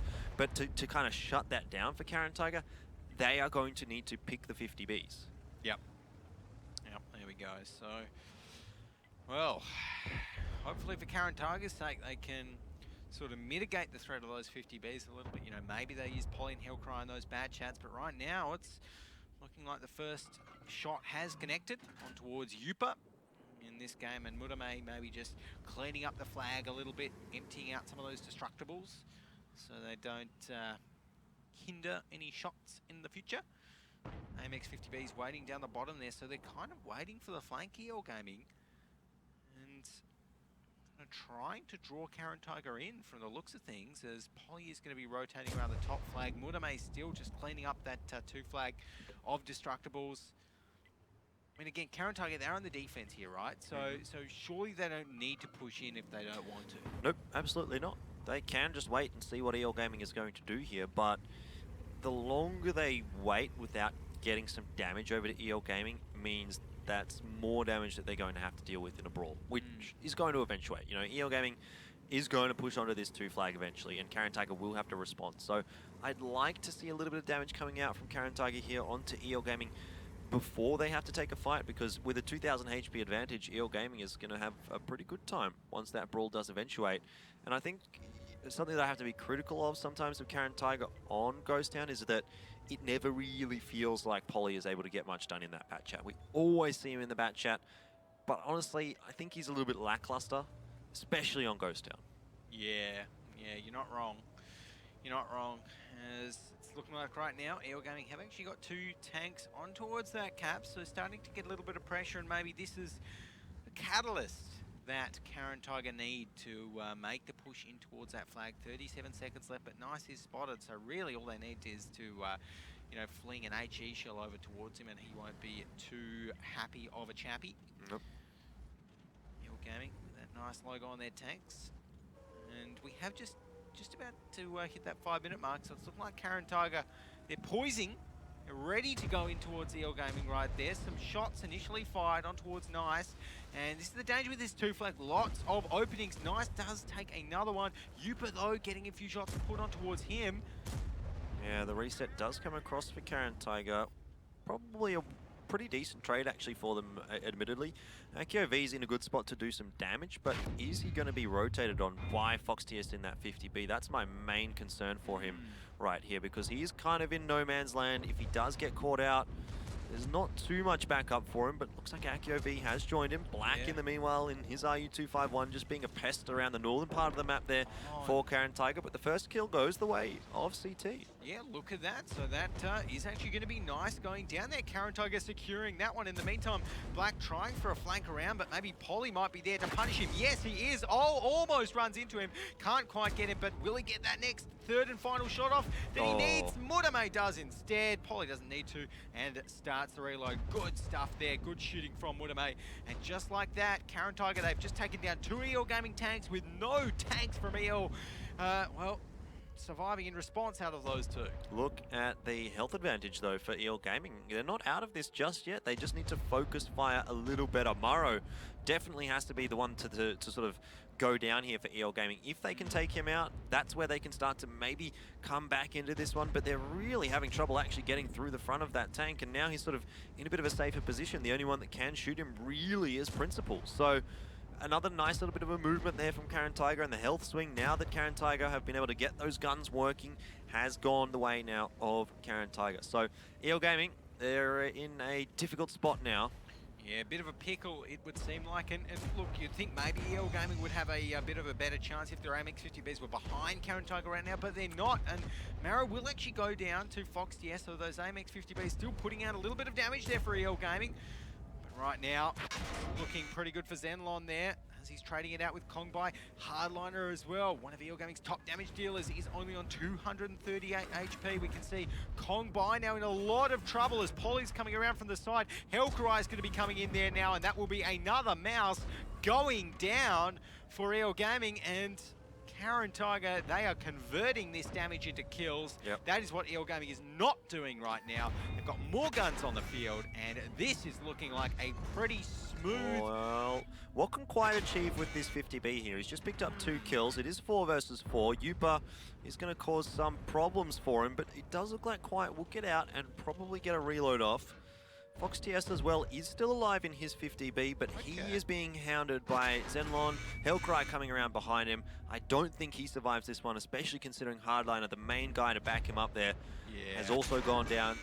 So maybe if those 50Bs had to survive for another clip here for EL, there was something in it. But, well, no, not anymore. Not looking like it anymore at all. And, well, we've still got Quiet on 274 HP, but I don't think he's going to be able to work too much magic here. Look, Yupa's 2 shots away, and Yupa kind of, we can see there, has an idea of where Quiet's coming. Quiet will be coming around the corner now. Maybe gets the first shot off on towards him, but Yupa with a great response picks him off, finishes him off, and now there is only 1 tank left for Principal. We've got less than 2 minutes left now on the timer as well, but it looks like Caren Tiger, all they have to do is kind of group up and try and go into him at the right time. Zenlon will get the first shot off, and there we go. That is it. Caren Tiger making it a 3-2. 3-2 indeed, and that's what they needed to start off that first half of Ghost Town. Like I said, if EL Gaming picked that one up, they could potentially sweep it out, 2-0 it pretty easily, and just basically the momentum working in their favor was going to be enough for them to close out CT. But CT getting another one on the board there, it feels as though we are going to be going for the long haul here. It's absolutely. I mean, I honestly didn't expect this one to go to anything close to a, like, well, 5-4, 5-3 at the best for, for EL Gaming or Caren Tiger even. So right now we're 3-2, and Caren Tiger has been looking quite good. We've got another half on Ghost Town, which isn't a map that EL Gaming really like, you know. So, could we be seeing a 4-2? It's possible. It is possible. Caren Tiger did look a lot better than EL Gaming in that one. I mean, the 50Bs didn't get much work done. The trades all went the way of Caren Tiger. I think the WZ-111s for Caren Tiger played really, really well, positioned very well there. And put a lot of damage out. So if Caren Tiger can get that recipe for success working again here on the defensive side, then, or on the offensive side, sorry, then, you know, it's very well within the realms of possibility that we do see the 4-2. And, you know, again, EL Gaming there, they went for the 2-flag push, and it just seemed like Caren Tiger, they took enough time to sort of set up for a 2-flag attack. And, like, we said it before the mouses came into effect, but I still think it carries after. The 2-flag is not a great flag to attack if your enemies know what they're doing and have the option of where they want to go in on. Because there's just so many angles, and I think EL Gaming found that. They were just taking too much damage from all of these different sources. Like that, Zenlon up the top, 4.6k damage. Yupa, 4.3k. Maro, 2.8k in the mouse as well. So yeah. A lot of work done across the board for Caren Tiger. WZ's not up there, but I still feel like they had quite an impact. Yeah, I wouldn't be surprised to see WZ's like 8th and 9th for Caren Tiger.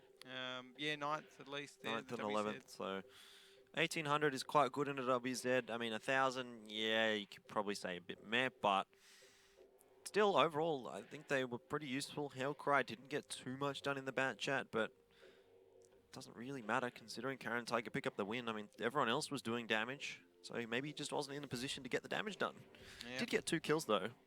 Yep, 2 kills. I mean, you know, can't really complain about that, I guess. And look, they did win in the end by having a couple of tanks up still. So, you know, you can't really complain about that either. And there we go. So next half on Ghost Town, thinking about that now. Obviously, Wargaming proving there that they're still not a super formidable Ghost Town team. I think we can agree on, like, they're a good team, but they're just not that great on Ghost Town. Yep, I think that's a fair enough statement. And, you know, if I was any of the teams in the region right now, like, you know that Wargaming is going to ban steps first. So you know that you're going to be able to get Ghost Town, right? I think that's a big weakness, a glaring weakness in Wargaming right now. Yeah. Especially, not even like, okay, in APAC, yes, it's going to affect them a little bit, but especially when they go overseas. These Like, international teams are going to punish them on Ghost Town. Exactly. Like, They and need they to ban, work that out. like, I still don't understand why they ban steps every game. They don't like it. But they've never played it. They could be decent at it. They're not like... I know, I understand your point, right? And when it comes to APAC Season 2 finals, you know, if we're having, or even, Season 2 finals, if we're having best of 13s, like, obviously, you know, not too sure on that, but... I think they are, but I don't know. Yeah, exactly. To be confirmed, of course. But look, I mean, that's... Or even best of... I don't know. But the point is that they need to be good at all the maps if they want to be the international team that they've set their goals to achieve. And I just don't think that what Wargaming do here, by vetoing out steps every single time without a question, is that correct path. You know, they are the ones that should have the infrastructure, being the only team in APAC with a gaming house, like Support staff. Like The time, exactly. You know, it's their job. Exactly. So if they can't play a map, when there's other teams out there in WGL APAC that can be okay on every map. Well, it's something to consider there for Gaming. Not really for you and me, but definitely I think something EL has to work on. Pretty much mirrored lineups from what we saw last round. So both teams going with the same thing, essentially. They're literally going with the exact same thing. So, I guess not really changing it up. And Caren Tiger, I think that's a perfectly fine lineup on the attack. You know, you can get the WZs into that northern flag as well. So, yeah, let's find out where they're heading out to. Wargaming rolling out with them. Fox TS is going to be heading down south. Black's going to be heading down south with him, maybe getting a few early spots. Caren Tiger rolling out. Looks like Hellcry there actually going to be pushing out quite wide early on. Not going to be doing that boost that we saw Wargaming do last half though. And Mudame there in that WZ111 has actually been spotted out quite early on. And it's looking like Wargaming actually going to be going very aggressive right now, and they're taking the fight to Caren Tiger. Mudame takes the first shots, but look at that. Fox TS has just been bursted down by 1200 damage. They do manage to take down Mudame, but at what cost is Fox TS going to drop? No! Really nicely played from Gaming. They knew that they were going to be able to survive that because the Mouses were not going to be able to reload in time. Fox TS was quite safe. They get the kill. Admittedly, they give up a lot of HP on Fox TS's side.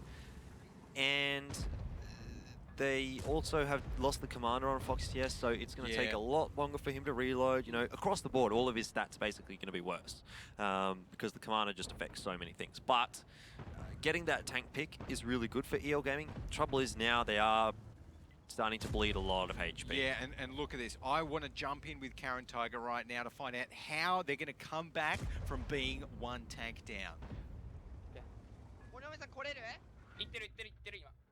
せーの悪いマロマウス削りきてるぞこれあやべ3発クレーンこれあと2発ヘルクラ来てあ、ロキが来た。これはごめんからいいよ。行こう。これリロード。50秒50秒50秒。これヘルクラ行くぞナイス。まだ左まだ左。オッケー。行けヘルクラそれ50秒3。500のやつからフォックスケース打てるこれ。打てない。やっといてヘルクラそれやれるねまだ下がるよ。近いすぎんだ、付き合いすぎんだ。 50秒あと20秒。大下がるとまろ。オッケーか。ゆっくりゆっくり大丈夫大丈ロード。あ、やれる？オッケーナイス。いいよまだ体力見るよ。お前一番オッケー。落ち着け。まあ、そのまま下がっていい。バットルバットルと。こっち来てこれアリを取るぞ。アリを取るぞこれ。こっち側押さえろ。行くぞ行くぞこっち来。てるからここ来るオッケーまあ行くんだよ。下がるんだよ。オッケー下がる。オッケーオッケー。俺についてこい。俺についてこい。 50反転した。50反転。俺バレたよ。そっちからねんだよ。バッター知らない。Okay, well, Caren Tiger definitely keeping up those comms in a very good way right there. We could hear it, you know, constant chatter on that TeamSpeak channel, and you know, very excited as they were taking down those EL Gaming members. And they should be. They have 5 tanks up for Caren Tiger still, and almost a 2.5k damage advantage in terms of hit points right there. EL Gaming only with 4 tanks up, one of them being black in that tier 8 RU251. So if Caren Tiger keep on doing what they're doing, then this could very well be a 4-2, Jordan. Yeah, I really don't think that EL Gaming is going to come back from this. It's just down to Caren Tiger executing it properly and closing this one out. If they do manage to find a way to lose this, it's going to be shocking. But surely they are able to close this out, bring it back to a 4-2. I mean, moving on to Runeberg, it is a map that we said, like, Caren Tiger can win on. So this is definitely looking like Caren Tiger may be able to take EL Gaming through to, well, at this point, at the very least, a tiebreaker, but they may also just beat them outright. They could just 5-2 EL Gaming. I mean, absolutely they could. And craziness if they did that. But let's not, well, dwell too far in the future. As Quiet's just getting taken down right now. And look, he's going to be trying to put a bit of damage out, but now he's on the reload, and Black's just gone down. Caren Tiger going to be taking down Mr. Quiet as well, and making it a 4-2 in their favour against EL Gaming. I don't know. I don't know what to say. Like, EL Gaming, they lost 2 rounds to the Coalition Zoo yesterday, Jordan. Yep. And they're 4-2 down to Caren Tiger right now. Yep. So I don't know whether something's wrong with it. You're just not adapting to this meta right now, but they have looked good in this meta before. You know, last week they looked excellent. This week they're looking really bad, and I know, like, it's again inconsistency across the board. Caren Tiger, they got 5-0'd by Meltdown yesterday.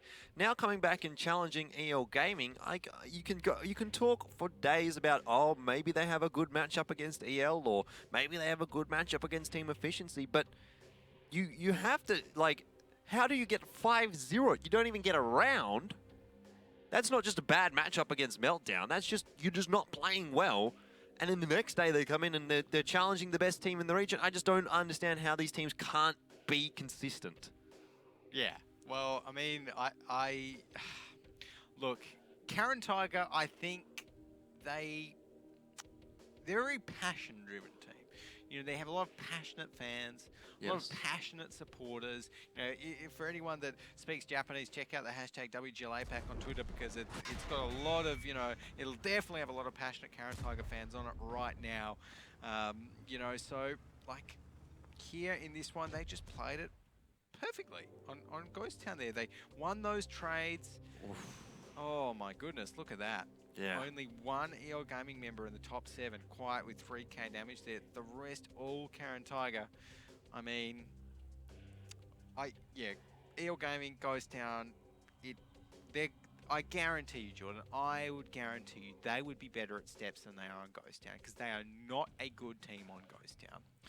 I think they at least need to be playing steps to, you know, like they need to work it into their map pool, because it's leaving them too susceptible to poor map pick and ban phases, which is what we have seen a lot from them actually against some of the top tier teams. You know, the map vetoes that they've managed to get against Team Efficiency, I think both times that we've seen them face each other have actually favoured team efficiency. Yep.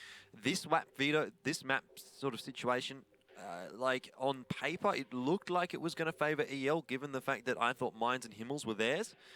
But because Caren Tiger's been able to challenge them on Mines, now we're getting to the second half, and these two maps, they are looking very good for Caren Tiger. I mean, Ghost Town, we've just seen them 2-0 that.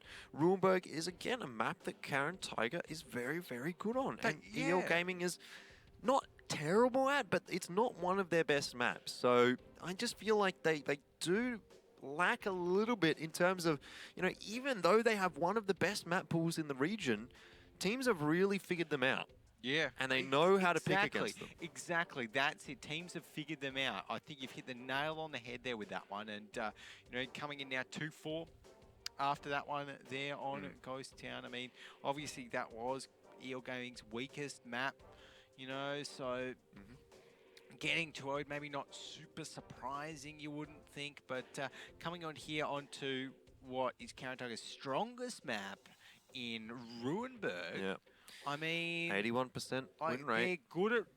They're good at Ruinberg. So you've got to start to be really, really worried if you're in EL Gaming's camp. And like we heard there, I think you could hear it in the comms for Caren Tiger when we jumped in. You could hear they were on point. They were calling out absolutely everything. You know, you could feel they had 7 fingers on the pulse. They had every single. The energy was there. Every single tank was being called out. You could feel them saying, "Okay, guys, let's beat EL Gaming. We're doing this." Yeah. And that energy is so dangerous for Caren Tiger to have, because I feel as though they are actually a team that really thrives on it. Yeah, exactly. I agree. I mean, every time they got a kill, you heard nice. Yeah. Like, they were very, very into that. They were really keyed in and working together well as a unit. And I think now there is going to be that self-belief within Caren Tiger that they can do it. Yeah. Maybe when they were up 3-2, you know, that's still too close of a scoreline. But when you hit that 4th round, exactly, you know, that's match point, essentially. You're one away. We can do this. We only need 1 round now on Ruinberg. It's our best map. EL Gaming have struggled on Ruinberg against Dark Wolves, against Coalitions, against Team Efficiency.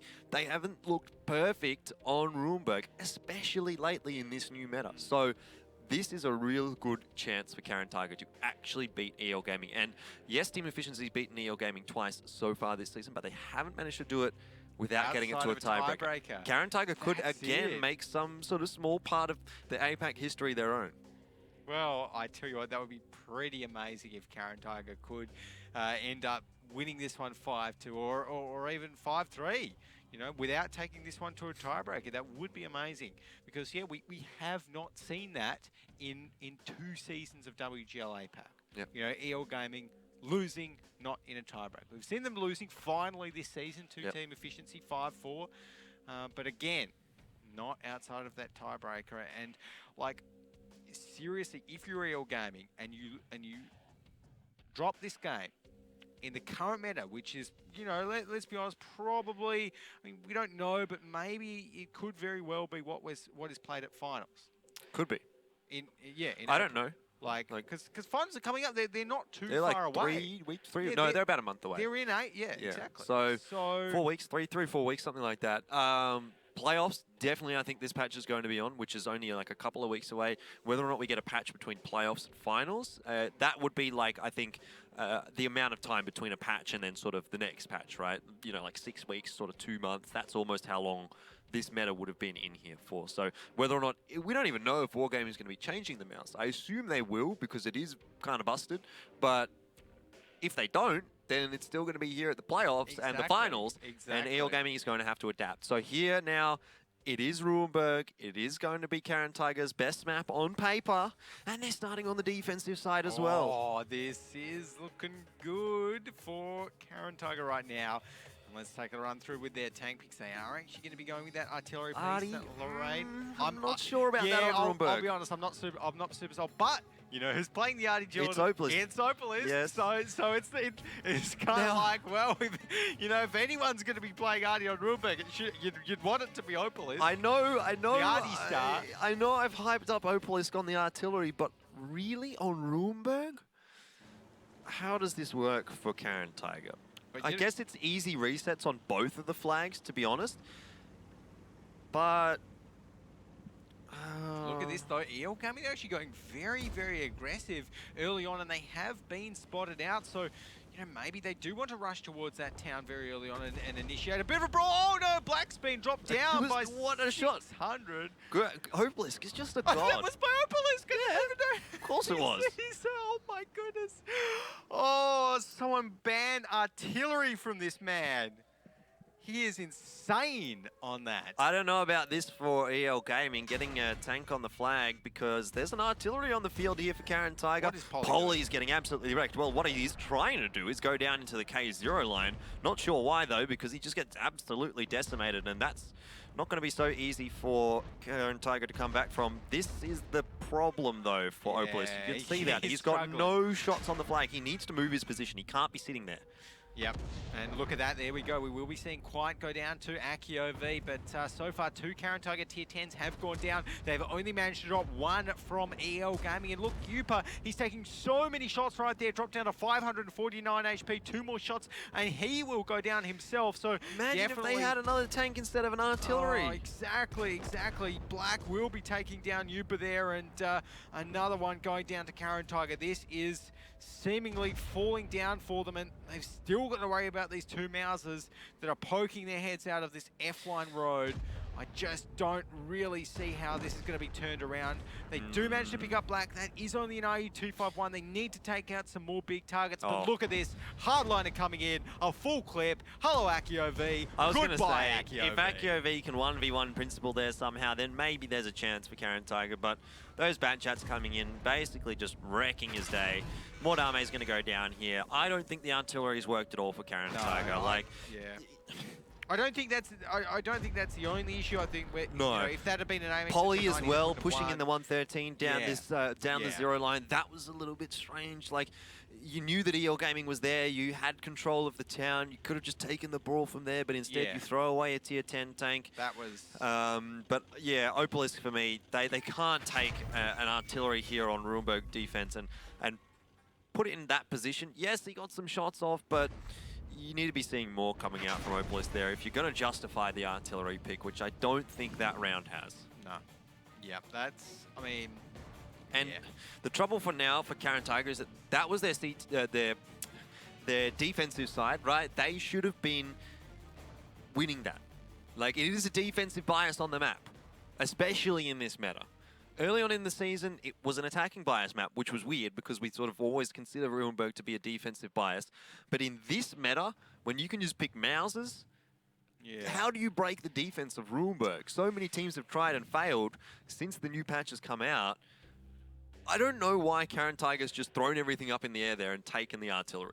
Yeah, I don't think we can pin it all on the artillery piece. It is only the tier 8, and he did, like, I wouldn't be surprised to actually see him above some of the tier 10s in the damage dealt. So, and they did still get the spots early on. I think a lot of it more was probably down towards Polly in his 113, just YOLOing down and kind of dying.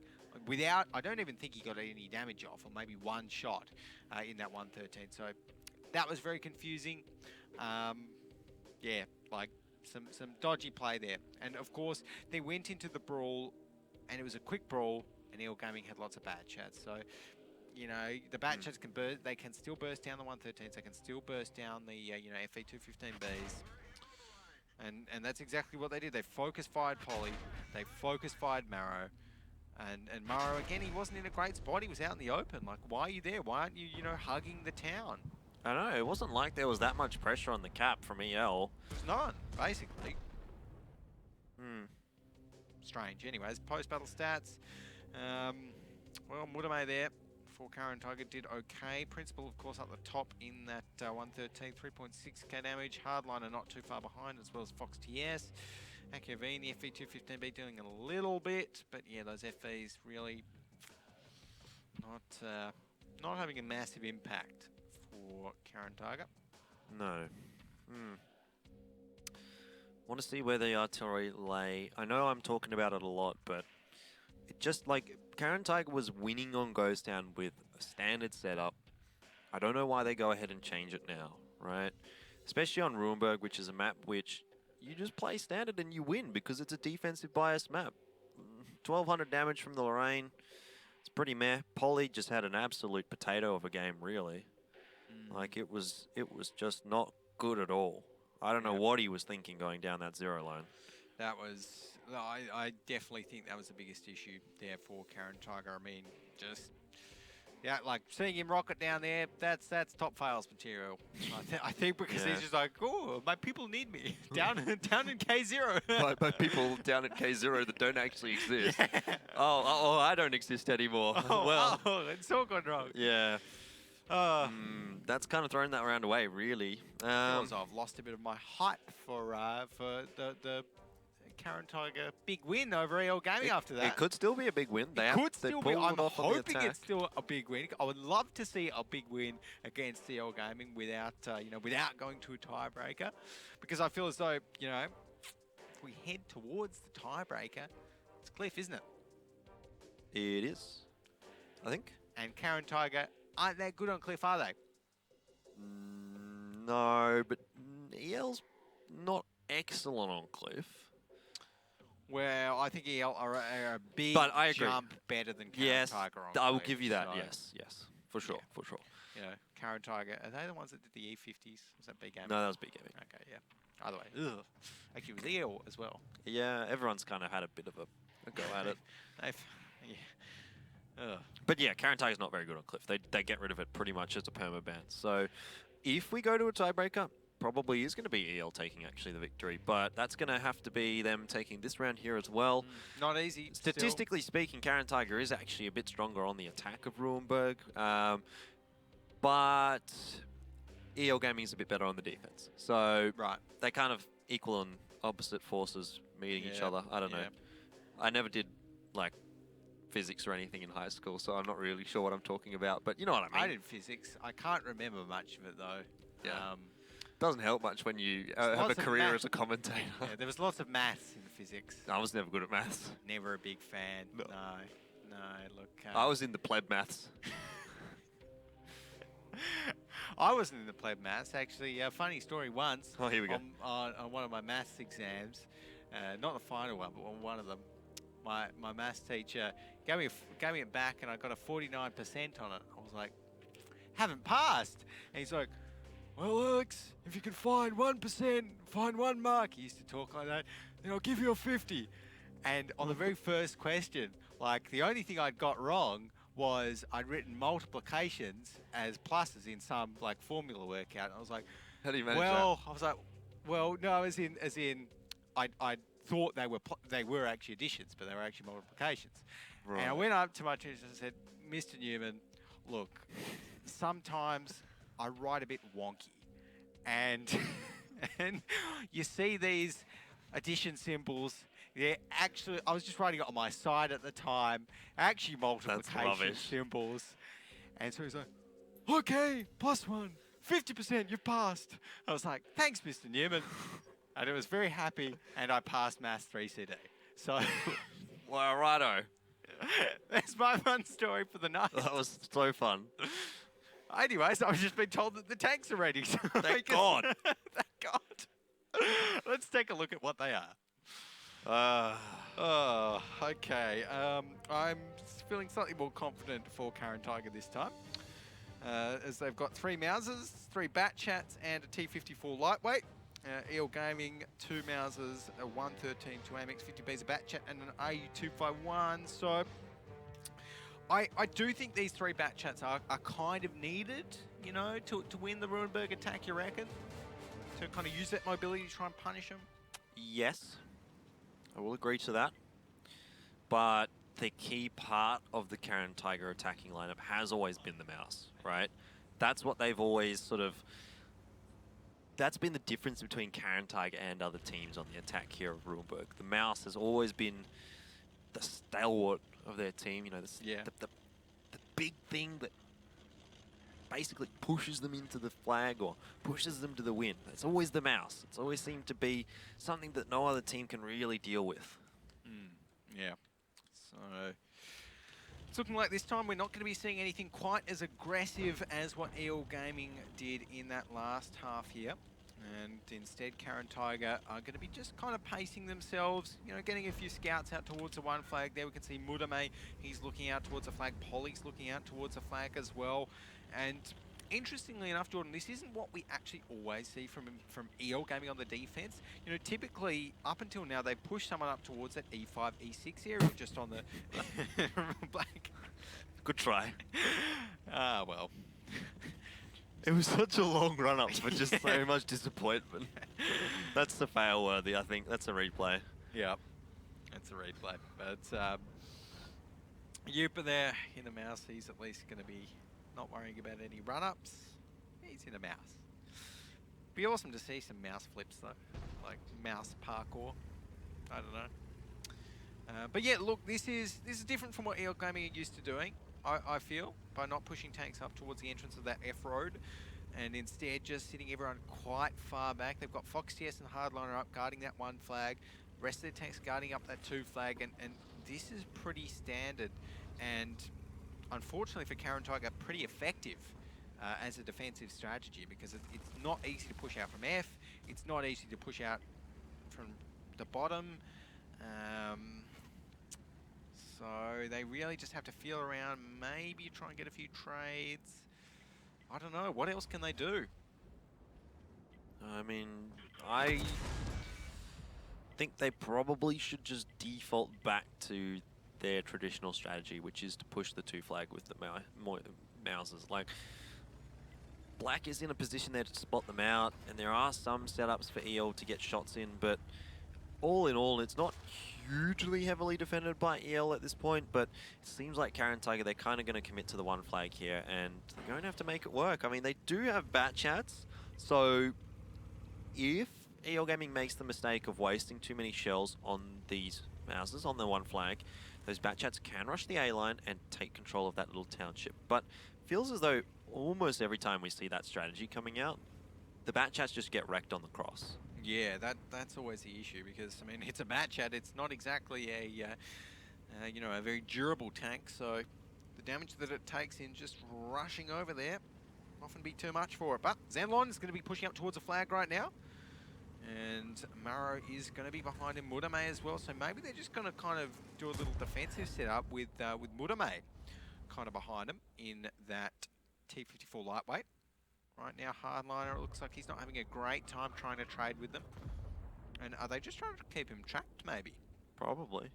Although, they could have HE loaded as well, maybe trying to do some damage that way. But, like, there's going to be pretty easy resets here for EL Gaming. It's just going to be how much HP they will sacrifice for those resets. They've actually managed to get one there onto Mordama. Actually, Mordama is not even on the flag, so not really sure what the end game there is for him. I think he has to get on the flag eventually. Yeah, well, surely he'd want to, but right now, actually, no, maybe even just retreating. So, look, these Mouses are on the flag. I'm just a little bit worried now for Caren Tiger, because look at that. We have their bat chats that are still not doing too much. I mean, the Mouses, yeah, they're going to be blocking a few shells just like that. Hardliner, in principle, not having an easy time going in towards them, but I mean, we're not seeing much damage coming out of Caren Tiger right now. Either those bat chats going to be making the rotate down the bottom there as well as Yupa. Oh, look at him. He's still behind there as well, just angling his turret. It's a slow start to the game, but I reckon EL Gaming are looking pretty good. You say that, but here's the rotate coming across from Caren Tiger. AQOV, or not rotate, but the sort of the flank coming out. It's been very, very early spotted out, though, by EL Gaming. They're not going to be caught off guard by this at all. So Caren Tiger, I don't think this strategy is going to work out. I feel as though we are going to be going to a tiebreaker, unless these bat chats can get something done. But the fact that they've been spotted out, the element of surprise, which is something that the bat chat really does at times rely on, it's gone. Quiet's on the reload, I think, so maybe they can actually catch him off there. What is Quiet in? He's going to 50B, right? So the reload is quite significant. They may be able to deal some damage to him. Nice on the reload here as well. So the timing actually, it's good not timing. too bad here for Caren Tiger. Just AQOV is the only one there. Polly and Hellcry took a bit of a safer route. At the end of the day, that's going to be their undoing, because we'll allow Quiet to get the reload off here. He's not going to get one shot by AQOV, so he will get at least another shot out here. That's 2, I think, from his second clip, maybe even a 3rd. Yeah, really nice work from Quiet. Yeah, there's not good news for Caren Tiger right there. They've just lost their second tank. Only 5 tanks left up, but they, you know, are still 5 tier 10s. They can still come back in towards this. Zenlon, though, he's getting dropped so low on that flag. 26 seconds left on the timer, but just like that, EL Gaming get the reset and the kill on towards Zenlon. Look at this, though. Polly in a really good spot. Trouble is, He's in a bat chat and not super accurate. Only had 2 shells left as well. Wasn't going to be doing too much damage to that mouse. So now, Maro and Yupa, the key players, while those bat chats are on the reload, Yupa in particular has to get something done here. He is going to probably be the one that will have to kill Principal. This should be pretty straightforward for him. I don't think the arm is angled quite well enough there for Principal, but it seems it is. In the end, Yupa not able to pen that. Wouldn't he have gone for the side of the turret or something? I'm not sure. Either way, Yupa definitely struggling in that one. He will get another chance right now, though. Does he get... Oh, no! He need to be penning these. Yeah, he really needs to. And, oh, look at this. These tanks on Caren Tiger. If Maro survives this shot, he doesn't. No, that's it. But Yupa's at least able to get that one. Fox TS on the reload. Hellcry, okay, I thought both the bat chats actually survived, but it seems Polly's gone down. Oh, that's game over. Hellcry. It's going to be a tiebreaker. Yep, there we go. So... Yupa, I mean, he's given it a good old crack, but he's not going to be able to deal with the AMX 50B and the bat chat that is still on full HP. So, you're right, it will be going to a tiebreaker. And, well, Caren Tiger, on a map that they do have an 81% win rate on, are going to fall down to EL Gaming. EL Gaming, it seems like when they get to Ruinberg on the 4th map of the series, they had it against Team Efficiency. They always managed to 2-0 it. You know, they were down in that series as well, 4-2. Looked like Team Efficiency would be able to pull it off. Nope, 2-0 on Ruinberg for EL. Very, very same situation here where they get 2-0 on Ruinberg to take it through to the tiebreaker. So, seems like maybe a little bit of a good luck charm for EL Gaming. At the end of the day, I think that Caren Tiger really threw that defense away. Polly just, I don't know what he was doing. Yeah. They needed to win the defensive side, really, because that was the side that they were going to win. Yep. Pretty simple, but they didn't, unfortunately. So Caren Tiger there, look, just struggling a little bit, and EL Gaming, they've got to be pretty happy with that win, managing to pull it back. And I mean, look, at the end of the day, those Caren Tiger bat chats did absolutely nothing for a solid minute or almost 2 as that fight had started out. And really, you know, can you afford to be doing that in this sort of a meta where, you know, HP is so important to actually be able to take down? I agree the bat chats probably did need to do a little bit more, but overall, I don't think the strategy was working for Caren Tiger anyway. Like, they were just losing the trade on the flag. There was no pressure on that cap at all. I mean, the bat chats got spotted early on in the piece. They didn't really catch anyone off guard. Quiet was able to get so much damage out, even though he was on the reload when the bat chat spotted him. I mean, it just didn't work out for Caren Tiger. I think they should have gone the tried and true method of going to the 2 flag, try and get a fight over there, because that's what's been working for them this entire season. And again, they changed things up and it hasn't worked. There we go. Well, let's take a look at the post-battle stats here. Fox DS up the top in that AMX 50B, doing absolute work with 5.3 thousand damage dealt. Crazy stuff there from Fox. Yupa, 3.9k in the mouse. Maro, 2.8k. Hardliner, I mean, we always see Hardliner up there. 2.6 thousand damage. Combine Quiet doing pretty well as well. But, well, some very good numbers from EL Gaming there on the last half of Ruinberg.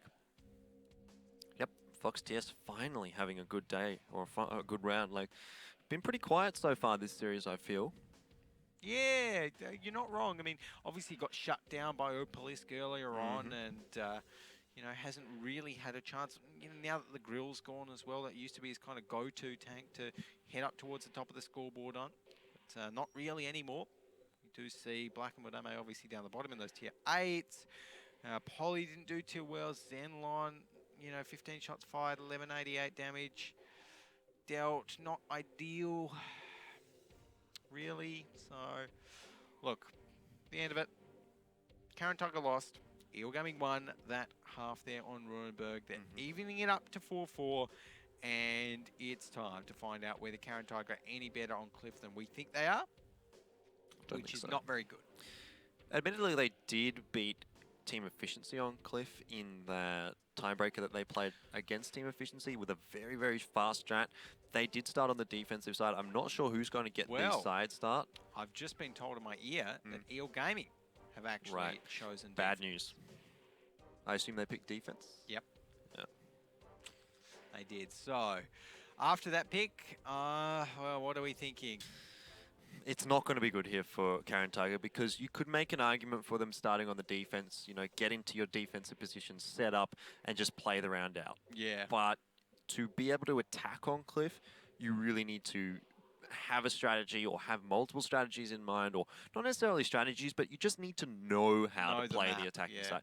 I don't think that you're going to be able to do that as easily if you don't know the map on attacking side as you are on the defensive side, because defense, it's pretty straightforward. You see tank, you shoot tank. But on attack, you need to be pushing into areas, you need to be taking control of certain areas of the map, you need to be finding out where those defenders are and taking them out as well, you know, knowing the angles that you can utilize without being exposed to crossfire for the defenders or something like that. So for me, defensive side would have been much, much more favorable here for Caren Tiger. And even then, I would have still backed EL Gaming. Now I'm going to double down on it, and I'm thinking EL Gaming got this in spades. Yeah, you reckon? Well, look, it's tricky because I should go with EL Gaming, right? They're on the defense, you know, they're very comfortable on the defense. Caren Tiger have never actually won a Cliff attack so far this season. But I'm going to be going with Caren Tiger just because I think, you know, they've come so far. They must want this one so much. I'm sure they'll be able to think of some way to attack onto Cliff. And as long as they can do the basics, as long as they can get the boost onto the hill if they want it, you know, that sort of stuff, then I reckon that's enough for them to pull it. It's all well and good to have that feel-good sort of thought process, but my main question, Alex, is why didn't they do it on Ruinberg? If they wanted it so much, it was going to be Ruinberg, the one that they needed to get the map on, and they didn't. So it's like, I guess better late than never, but it's a bit late. It's really late. It's the 11th hour. 11th hour, exactly. It is the 11th hour. I think it might even be later than the 11th It's hour. like 1 a.m. for us. for us. But It's getting there. It is getting there. Yeah, it's 10 to 1. There we go. But look, Caren Tiger right now, they should be able to take out the win because I believe in them, Jordan. That's the only reason. That's what matters. I believe in them. Bit of the Blakey magic. The Blakey Rub your hands magic. together. I haven't given them any strats, but, you know, they've just got some Blakey magic. All right. Well, I think they're going to need a lot of it. Yeah. The odds are stacked against them. I'm pretty generous in my magic. I'm not sold on your magic, Alex. Okay, well, either way, what tanks are we going to be seeing EL Gaming pick here? Like Bad chats. Bad chats, TVPs, right? Maybe they haven't really. One TVP, maybe. Yeah. Yeah, I think a TVP can work here. Up on the boost, you reckon? Not necessarily, but perhaps. Could happen. In terms of the light tanks, I feel like they've been taking the T54 lightweight quite a lot recently. Yeah, they have actually. They have. And look, honestly, I do like the T54 lightweight personally when you know it's going to be going up against the T49, just because like in a T49 v T54 lightweight, the T49's like bam, 300 damage. T54 lightweight's like lol ha do do do do do do. Yeah. Takes him down. Yes, but the analogy is correct, even if it was a little interesting. Aside from that, yeah, bat chats, TVPs, wouldn't be hugely surprised to see a mouse or two sort of sprinkled in there for both teams. Caren Tiger, for me, probably a little more likely to take a mouse than EL Gaming here, because I think EL Gaming, again, they just want to play standard in this one. I mean, I know they've already qualified for finals. There's no way they can drop out of the top two, so maybe they will experiment a little bit here, but, you know, it's pride on the line, right? You don't want to be dropping any more matches to Caren Tiger, to Team Efficiency, to Meltdown, to Horse, to anyone. So I think EL Gaming, they just want to close this one out. Yep, exactly. Look, and I reckon they will be able to. If we think about, you know, their previous matches on Cliff, like they haven't lost too many of them. They always look very strong in the map. They always do know how to actually play the map, which is something that not many teams can actually say in WGL APAC. It's not a popular map. The only times that they've really looked a little bit shaky on Cliff here is against Team Efficiency in those losses, in my eyes. So, look, here up against Caren Tiger, it is definitely going to be a big hill to climb for them. I mean, I'm definitely hoping they can. A big cliff to climb. A big cliff to climb, exactly. I'm sure all of the Caren Tiger fans are hoping that they will. But look at this. We're back to the we're back to the dream, Alex. Yeah. No mouse. This is the happiest I've been all night. Yeah. It doesn't take much to make you happy, but there we go. T50, lots of bat chats. T54 lightweight and a T49. Just essentially the exact same setup. The only difference being EL Gaming with that T54 lightweight. It's time for a good old-fashioned cliff game. Good old-fashioned cliff game. And there you go, EL Gaming do take the T54 lightweight instead of the T49, but aside from that, exactly the same roster. This is going to just come down to the player skill. Nothing else. Yep. No funny business. No funny business at all. This is what I wanted to see. Yep. It's a good way to end it, I think, having agree. pretty much a mirror matchup. So we are going to be seeing EL Gaming heading out early on, nice in that T54 lightweight, just looking down the 1-2 line, and the rest of EL Gaming, apart from FoxDS, heading up towards the center of the map. Are they going to push over, try and get some cheeky damage on towards Caren Tiger? It's looking like Caren Tiger there actually do take the first point of damage on towards Mudame, respond back to one onto Black though. So we have already got a few shots fired. EL Gaming going a little bit aggressive. EL Gaming, favourable trade. Not much to write home about, just a 1 for 2, but I mean, it's something. If you get a 1 for 2 trade every time, that's going to stack up. Yeah. Caren Tiger, though, they are getting the boost going, but trouble is they're spotted. So EL Gaming knows exactly what's going on. Yeah, and that's never nice when you know the enemy team has sort of got full vision of you. Kong Bai, though, actually sacrifices a little bit of damage for nothing to get rid of EL Gaming's very slight early lead. Nice, actually spotted out there as well. Not too sure where Zenlon's actually currently situated, but maybe it's up on... There he is. Or near the hill. Oh, yep, there we go. And he does actually spot out Quiet. He should be able to get a good shot. Oh, there we go. That's the good shot we were looking for. Oh. And suddenly, Quiet's looking pretty low. Quiet can't peek this because there's a crossfire set up, and Zenlon wins this battle. Quiet's dead, essentially. They need to get some work done over the other side of the map, and they do manage to do that. Mordame being taken down there. Oh, Hellcry's dead here as well. He's there's no way you get out of there. Zenlon will be able to pick up Quiet, but I think at that... Oh, no! Zenlon's just missed! Oh, it's all gone wrong there for Zenlon, and they needed to hit that shot to take out Quiet. That T49's reload is way too long for anything else to happen, but Polly does manage to take out Quiet in the end there. Now, nice, even getting pressured by Caren Tiger, but look at that, the Caren Tiger tanks are falling like flies. Mara's just gone down. That's 3 Caren Tiger tanks. Make that 4. Going down already. And EL Gaming, well, they did just lose principle, but right now it is a 5-on-3 in EL Gaming's favour. They do have about a 2k hit point advantage right now as well. Caren Tiger, they need something big to come in back into this one. Well, they're going to need to see something massive in all honesty, because there's 2 tanks left alive. AQOV and Yupa. Yupa's basically held together by glue at this point, and he's going to go down to FoxTS. That is going to be it. AQOV cannot win this at all. And, well, as far as I'm concerned, he might as well just drive off the edge here, because just delaying the inevitable right now. Yeah, oh, you can see he's tempted. Oh, he's so tempted. Oh no. Just do it, AQOV. You know you want to. No, he's fighting it out. Oh, bump him, hardliner. Oh, that's no fun. It could have been such a more epic end. Yeah. Alas, it was still a pretty epic series there with EL Gaming finally taking out the win over Caren Tiger. 5-4. That was one of the most hard-fought comebacks I think I've seen.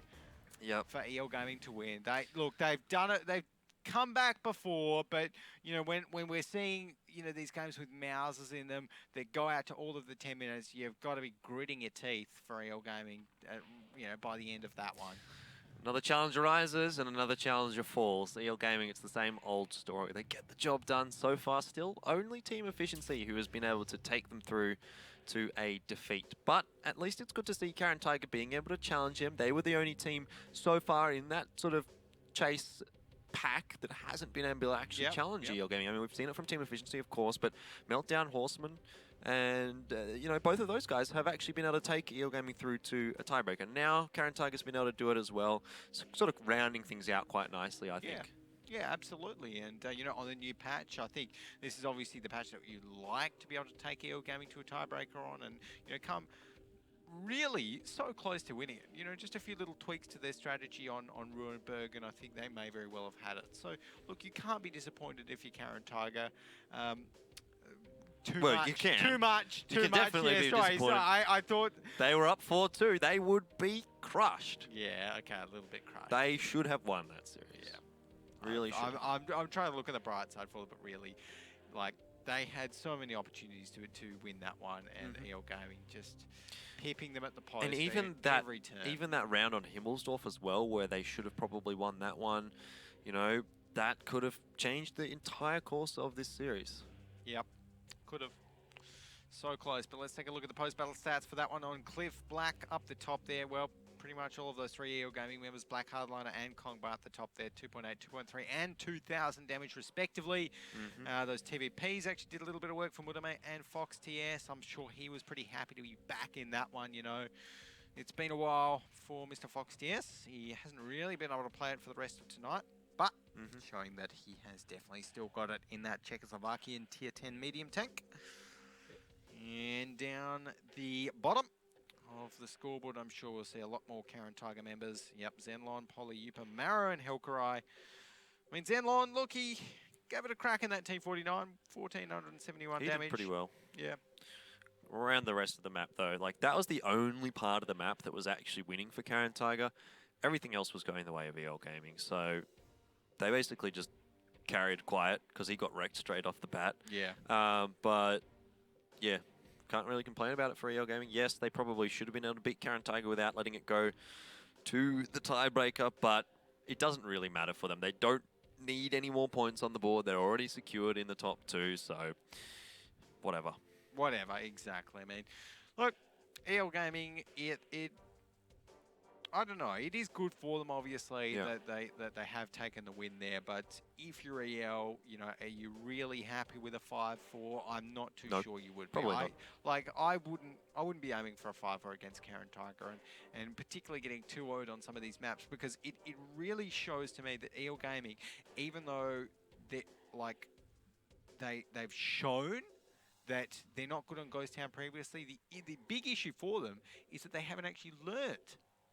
You know, you can train to be better at a map, I'm sure of it. You know, you can develop better strategies. No one is born to be bad at Ghost Town, sort of thing. Yeah. So that's the disappointing thing for me for EL Gaming, is that, you know, they have had these flaws that have kind of developed, I guess, throughout the early part of the season and continued on. They've never looked really that strong in Ghost Town this season, and it is week before the end of the season, and well, they're still showing them. So I really hope that before the playoffs, we do see EL Gaming really knuckle down, learn steps, or at least before the WGL APAC Season 2 finals, learn steps, get better on Ghost Town, you know, develop some new strategies, and just sharpen up their game in general, because looking down at our stat sheet there, I remember last season I used to see all green for EL Gaming, apart from one little bit. And this season, yellow, yellow, yellow, yellow. Yeah. That's...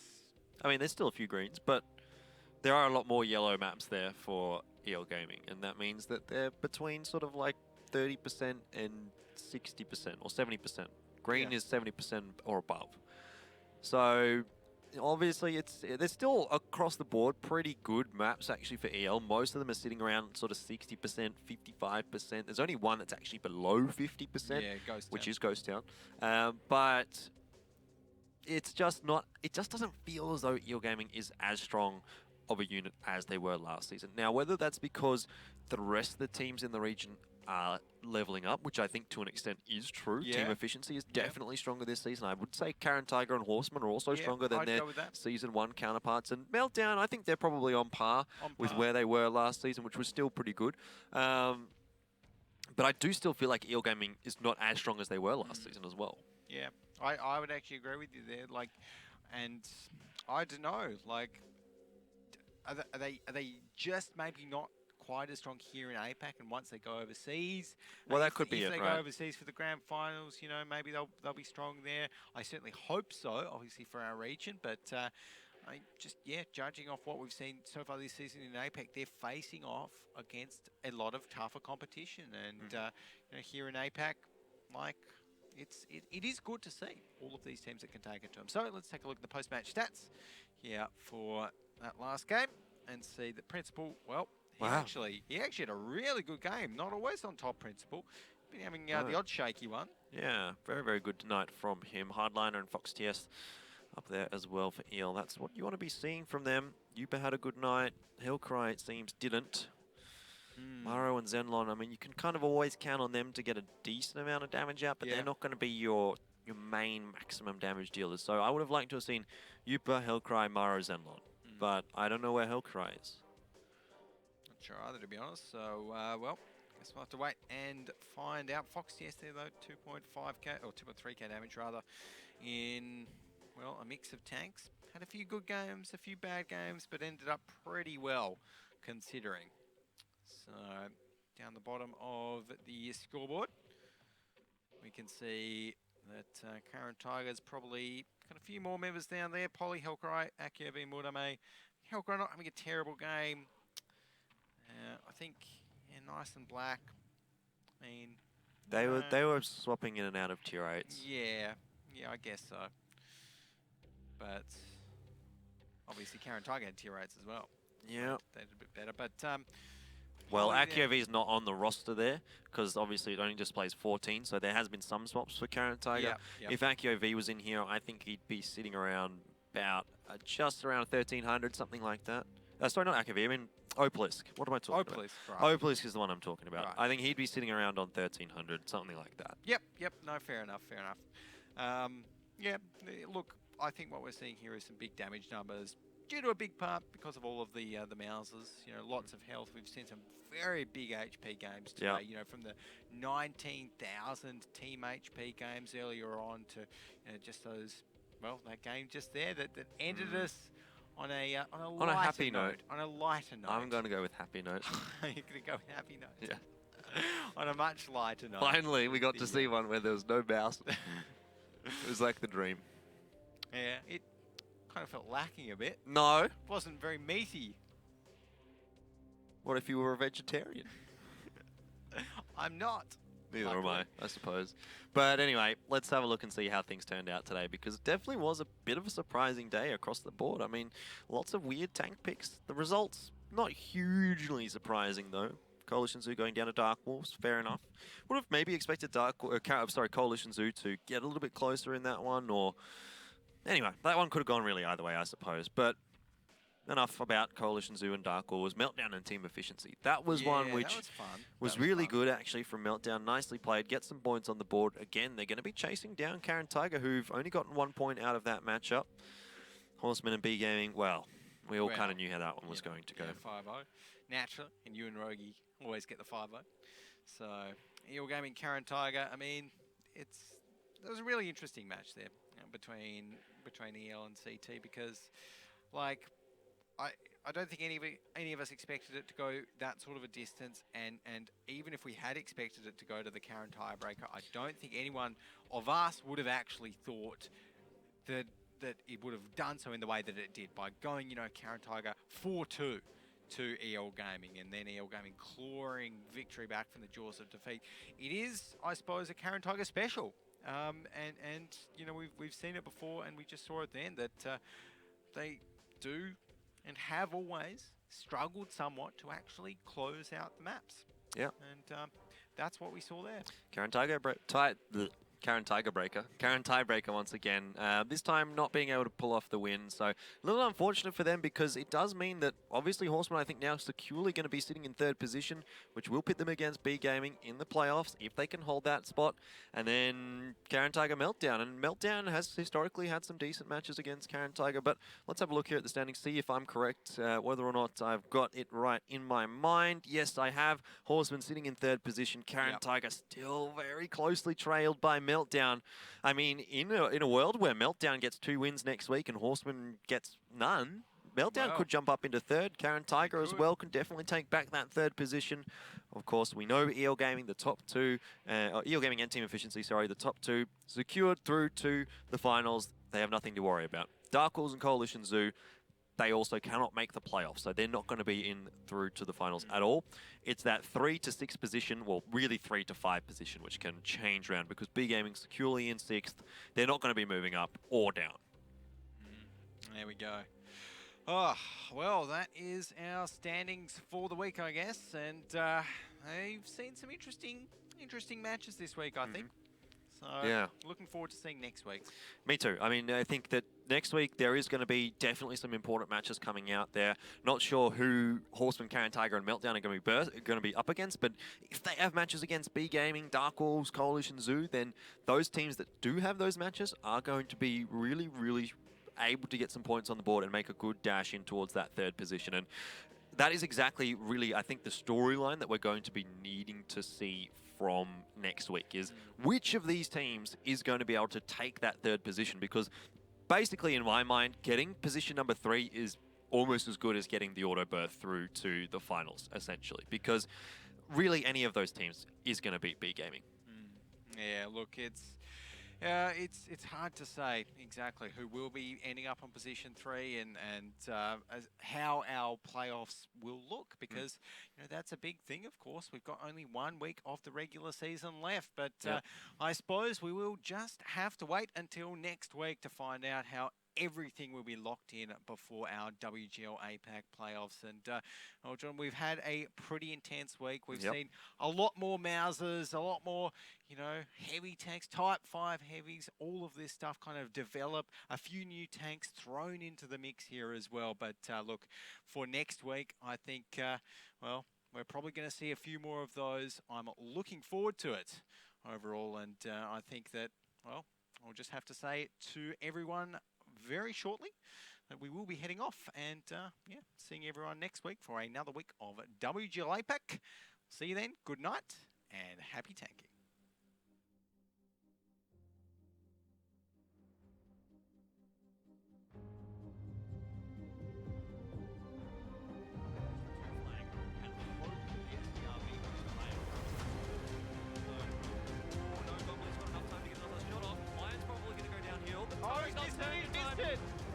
That's going to be it. Gombly's going to go down. No, he's not. No. Well, that bit there. Lion also has reload. Yeah, see you later, Alan. Well, A little bit of mobility and some kind of different tanks. They were sending mixed messages.